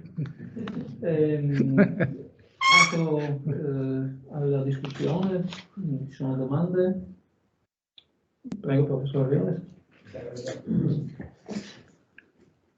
Qui abbiamo un rischio e una grande positività in tema di eredità culturale, un concetto che era tornato nella relazione Cordine e in più relazioni. quindi un valore positivo di rivendicare la società civile, nella valorizzazione del patrimonio, quindi tante cose positive che non c'erano nella legge 482. C'è un aspetto negativo, c'è una derubricazione, si rischia di derubricare la dimensione linguistica a una dimensione di recupero di patrimonio culturale, in cui la lingua non è mai citata nelle convenzioni. Ecco, questa è l'osservazione costruttiva. No, ma è un'osservazione molto giusta, però molte, almeno queste comunità, vivono la lingua come un loro patrimonio, cioè, quindi entrerebbe in questo. E non deve venire meno il discorso della prima convenzione, né quella ancora non ratificata, perché la lingua, diciamo, come un filone proprio, questa va in appoggio per tutti gli altri aspetti e dovrebbe aiutare molto per la promozione, come ha accennato la professoressa Turchetti. Cioè io credo veramente che quello che è venuto per caso in sostanza è questa. Perché in fin dei conti aver reclutato su Sauris, e per questo ne parliamo un po' dopo, già gli organi dello Stato, vuol dire che quello può diventare un piccolo esempio per vedere se questa metodologia di coinvolgimento funziona, premesso che per Sauris lì già per la lingua è stata standardizzata grazie all'intervento e all'aiuto dell'Accademia delle Scienze di Vienna, perché se no chi aiutava in questo campo? Hanno la grammatica, da quel lato ce l'hanno. Quello che va rafforzato nei loro confronti, ma quello in altri, è l'autocoscienza di contare molto. Perché non dimentichiamo che questo tipo di minoranze sono state ignorate, non dico disprezzate, ma poco ci mancava. Non dimentichiamo che per la Val Canale, che segue la stessa vicenda storica del Sud Tirolo, i ragazzi della Val Canale non potevano diventare nemmeno allievi ufficiali di complemento, perché veniva impedito per tutta una serie di ragioni. Provate a pensare anche al discorso della lingua, la diversità da parte di altri. Questi sono elementi di fondo. Credo, sintesi, ma... Mi ha dato 5 secondi. Sì, siamo... Grazie per questo intervento che ho trovato molto interessante. Volevo dire che noi in italiano contrapponiamo eredità a patrimonio, in inglese heritage. Infatti è la traduzione che era... Perché nella logica UNESCO sono la stessa cosa, nel senso che l'eredità culturale è l'insieme, è quel patrimonio di conoscenze che viene trasmesso dalle lingue, ed eccole là le lingue che tornano, e quindi il patrimonio è il bene monumentale che esiste soltanto se la cultura attribuisce valore a quel patrimonio, altrimenti il patrimonio non c'è. Sì, nel doppio valore del bene. Per cui nelle candidature UNESCO come patrimonio dell'umanità si deve dimostrare che quello è un patrimonio che è un bene culturale collettivo, non è di per sé un monumento, ma dietro, diciamo, e davanti tutta una storia che viene trasmessa, un insieme di conoscenze che vengono trasmesse. Grazie all'Accademia delle Scienze di Vienna, già il dialetto della Ötztal, famosa di Ezzi, quello è patrimonio UNESCO. La Ötztal, quella di immediatamente il corpo. Allora, chiamo il professor Marchetto al tavolo. Dunque, presentiamo adesso la seconda parte del progetto Materiali didattici online al corso Valori identitari e imprenditorialità, che ha portato alla costruzione di questa piattaforma costruita da Gerardo Fallani, che ha contribuito anche alla costruzione dei materiali didattici. Già nel 2020 avevamo progettato dei materiali con i colleghi Francesco Costantini, Franco Finco, Anna Frangipane, Enrico Pezzerlughi e Mario Robioni. Ritorniamo invece al progetto attuale, edizione 2021, al quale sono stati invitati i colleghi Marina Chiarvesio a parlare che insegna il corso, e che tengo a dirlo soprattutto per chi non conosce la struttura del nostro corso, sono colleghi che insegnano al corso Valori Identitari, che sono stati qui chiamati a fare delle pillole online dei loro temi. Marina Chiarvesio, Franco Finco ed Enrico Marchetto e ancora Francesco Zuin che insieme a Finco si sono occupati del Friulano. Io darei la parola alla collega professoressa Marina Chiarvesio, che ringrazio per aver fatto questi materiali. Lei li presenta, io intanto scorro non il video, perché c'è appunto, come vedete, un video di presentazione di un testo da parte della collega, poi tutta una serie di esercizi online interattivi di comprensione. Prego, e do la parola. Scusa. No, ma figurati, proprio in 2 minuti mi pare un po' sia questo l'obiettivo, no? Sì. Raccontare, diciamo che tradotto in questi materiali in pillole un pochino il contenuto di quelle che sono, insomma, quello che le lezioni che si fanno durante il corso.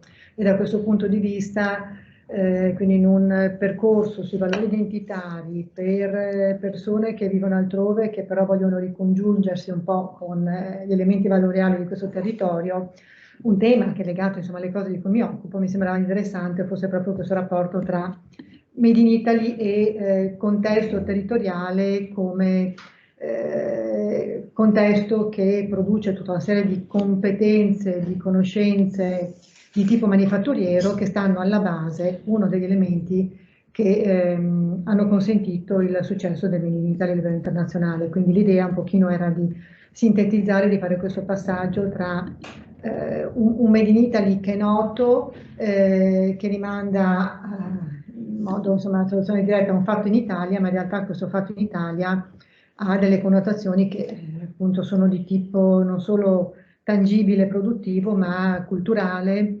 rimangano a un'idea di esperienza specifica di un territorio o di un percepito che c'è di quelli che sono gli elementi valoriali del territorio e che affonda anche le radici in un sistema appunto manifatturiero che è fatto di piccole e medie imprese con una lunga tradizione di manifattura anche artigianale, che ha consentito quindi di costruire dei prodotti che hanno le valenze che riconosciamo oggi.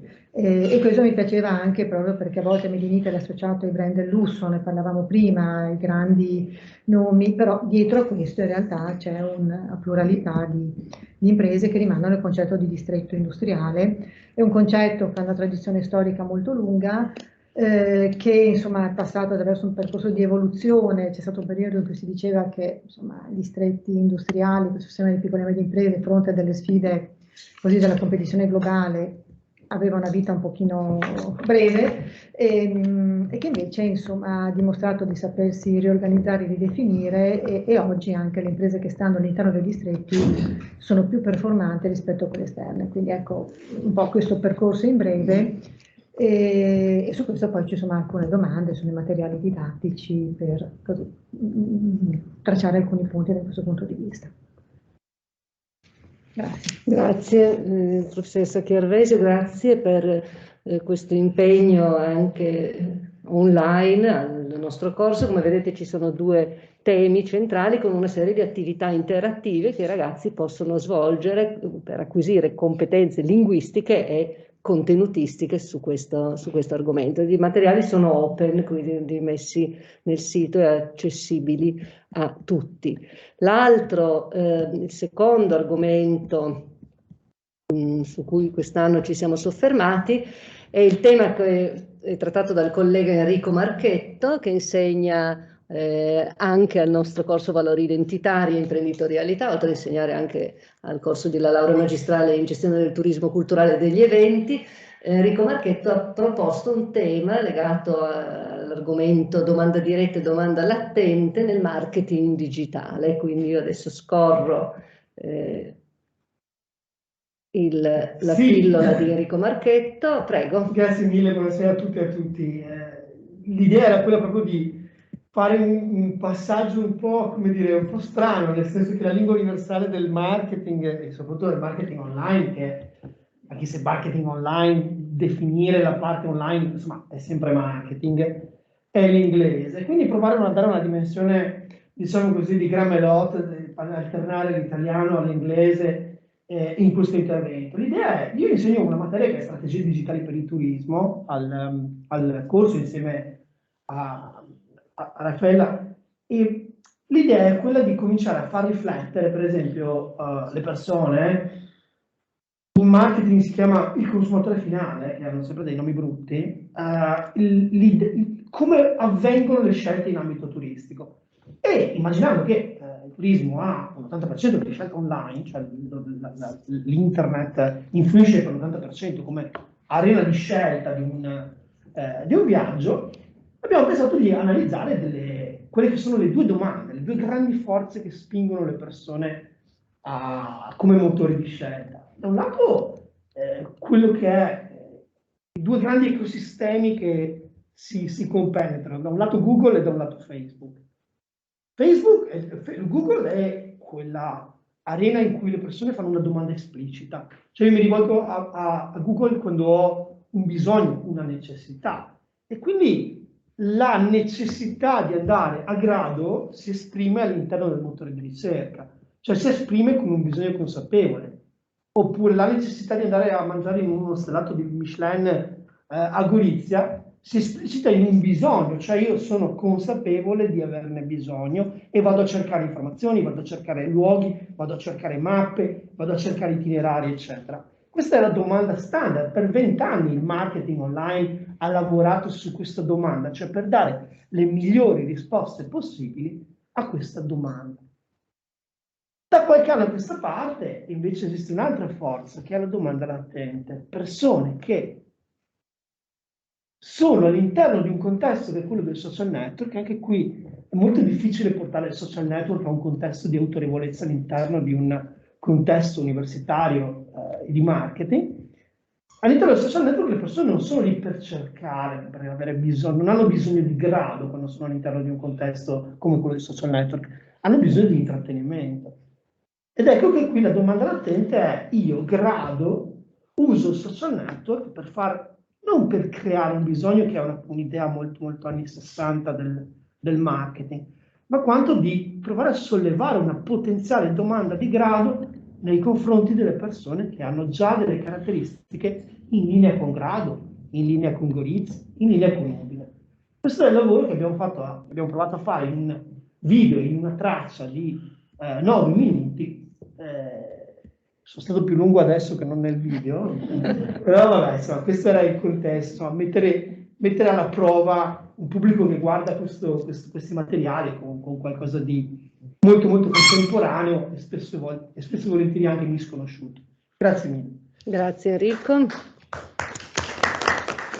Sì, questi video sono stati fatti da Marco Rossitti, il nostro collega, e sono stati fatti qui nella bella biblioteca di Palazzo Florio, mentre tutti gli esercizi interattivi, vedete che sono di diversa natura, diversi tipi, sono stati fatti da Gerardo Fallani, che insegna e-learning alla nostra laurea magistrale di italianistica. Le altre due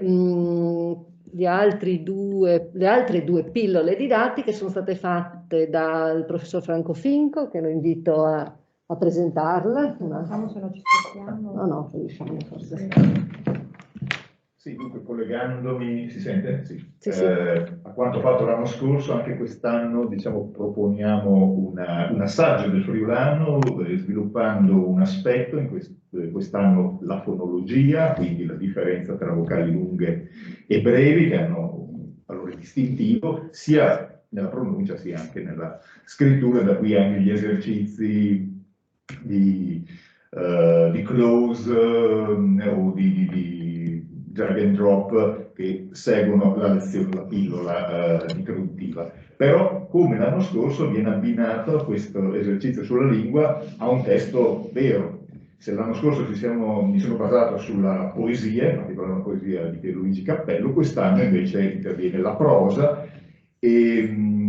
con un estratto da un racconto di Riedo Puppo, che tra l'altro quest'anno cade il ventennale della scomparsa di questo scrittore di Ceresetto di Martignacco, e su questo ascolto del racconto c'è l'esercitazione proprio di comprensione da una parte, ma anche di completamento del testo attraverso quello che vedete scorrere, che è proprio l'esercizio a cui alludevo. Quindi continuiamo su questa linea di proposta di un ascolto di lingua, un lavorare sulla lingua, un apprendere qualcosa anche però su quella che è la sua tradizione letteraria, non tanto conosciuta, ma insomma valevole per Riedo Puppo, sicuramente è una personalità da riscoprire.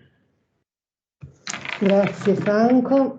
Vedete anche qui diverse tipologie di test di autovalutazione per i ragazzi, no? Con poi le risposte corrette, la quantità di risposte corrette, rifarlo per raggiungere risultati migliori. E in questo lavoro di Franco ci sono molti test, molti file audio, no? Quindi abbiamo puntato molto sull'audio, di modo che questi ragazzi possono sentire il friulano e quindi esercitarsi poi sulle attività linguistiche. Quindi grazie Franco. Last but not least, Francesco Zuin si è occupato invece della emigrazione friulana nel mondo. Audio, introduzione, e poi chiedo a Francesco la parola per una brevissima presentazione. Prego. Sì, io sarò veramente brevissimo perché non ho niente di insomma, rilevante da dire in questa pillola. Mi sono occupato di un fenomeno appunto che è complesso e anche molto sfaccettato, per cui ho tentato di fornire una sintesi dell'emigrazione friulana, appunto che è stata semplificata in modo da renderla accessibile anche a chi non è del mestiere, e che è stata analizzata introducendo una serie di variabili che secondo me sono significative, secondo me e secondo la letteratura in realtà sono significative nell'analisi di questo fenomeno. Quindi innanzitutto una variabile diacronica, sottolineando le quattro grandi fasi di migrazione che si sono sviluppate, appunto. Una variabile anche una variabile quindi diacronica, innanzitutto una variabile poi legata alle località in cui questi emigrati friulani andavano a emigrare, con una netta distinzione quindi tra località rurali, dove spesso appunto la comunità e la lingua di conseguenza si è mantenuta più lungo, e realtà urbane. Infine una terza variabile fondamentale tra quelle che ho toccato è stata la variabile anche del repertorio linguistico di questi emigrati, variabile del repertorio linguistico che correla, come è ovvio, con la variabile diacronica, nel senso che sono, come insomma è stato più volte sottolineato, c'è una netta differenza nel repertorio di quegli emigranti che si sono spostati nell'epoca della grande migrazione, quindi tra la fine del 1800 e il 1914, che erano fondamentalmente dialettofoni e per i quali l'italiano era piuttosto una lingua immaginaria, un riferimento ideale. Sono parole del professor Vedovelli, mi sembrano mie, quindi... E invece altri flussi migratori più tardi, quelli durante il ventennio fascista, che invece sono flussi dove oltre alla dialettofonia c'è già una certa consistenza dell'italianità all'interno del repertorio. Per cui appunto tramite una serie di variabili ho tentato di analizzare un fenomeno che in realtà è molto complesso e sfaccettato come quello dell'emigrazione friulana. Grazie. Grazie a te Francesco, grazie a voi per aver partecipato a questa bella operazione. Ricordiamoci sempre che sono rivolte ai giovani discendenti di immigrati friulani, cioè questi testi sono mirati a un target ben preciso e ben definito. Queste sono le interviste istituzionali che abbiamo fatto a tutti i partner di questo progetto, in particolare Lucia Pio e Paola Benini sono appunto la direttrice di Confapi, loro seguono l'aspetto del tirocinio dei nostri ragazzi, mentre Massimo Percotto è il delegato dell'Accademia Italiana della Cucina, che si occupa appunto dell'altro aspetto culturale del nostro progetto, friulani e cucina friulana nel mondo. Ecco, queste un po' sono le pillole che abbiamo voluto fare, che abbiamo potuto fare grazie a questo finanziamento per i materiali didattici online che la la Regione ci ha accordato in questi 2 anni. Bello sarebbe poter continuare a produrre altre pillole con altri colleghi, perché non tutti purtroppo sono stati coinvolti, evidentemente abbiamo dovuto fare delle scelte. Ringrazio ancora tutti i colleghi della prima e di questa seconda edizione, sperando adesso di poter usare questi materiali didattici anche in aula quando riprenderemo, e me lo auguro, come ho appunto detto prima, che quest'anno si riprenderà il corso in presenza. Quindi io vi ringrazio tutti e riprendiamo poi i lavori domani mattina. Grazie ancora. Grazie.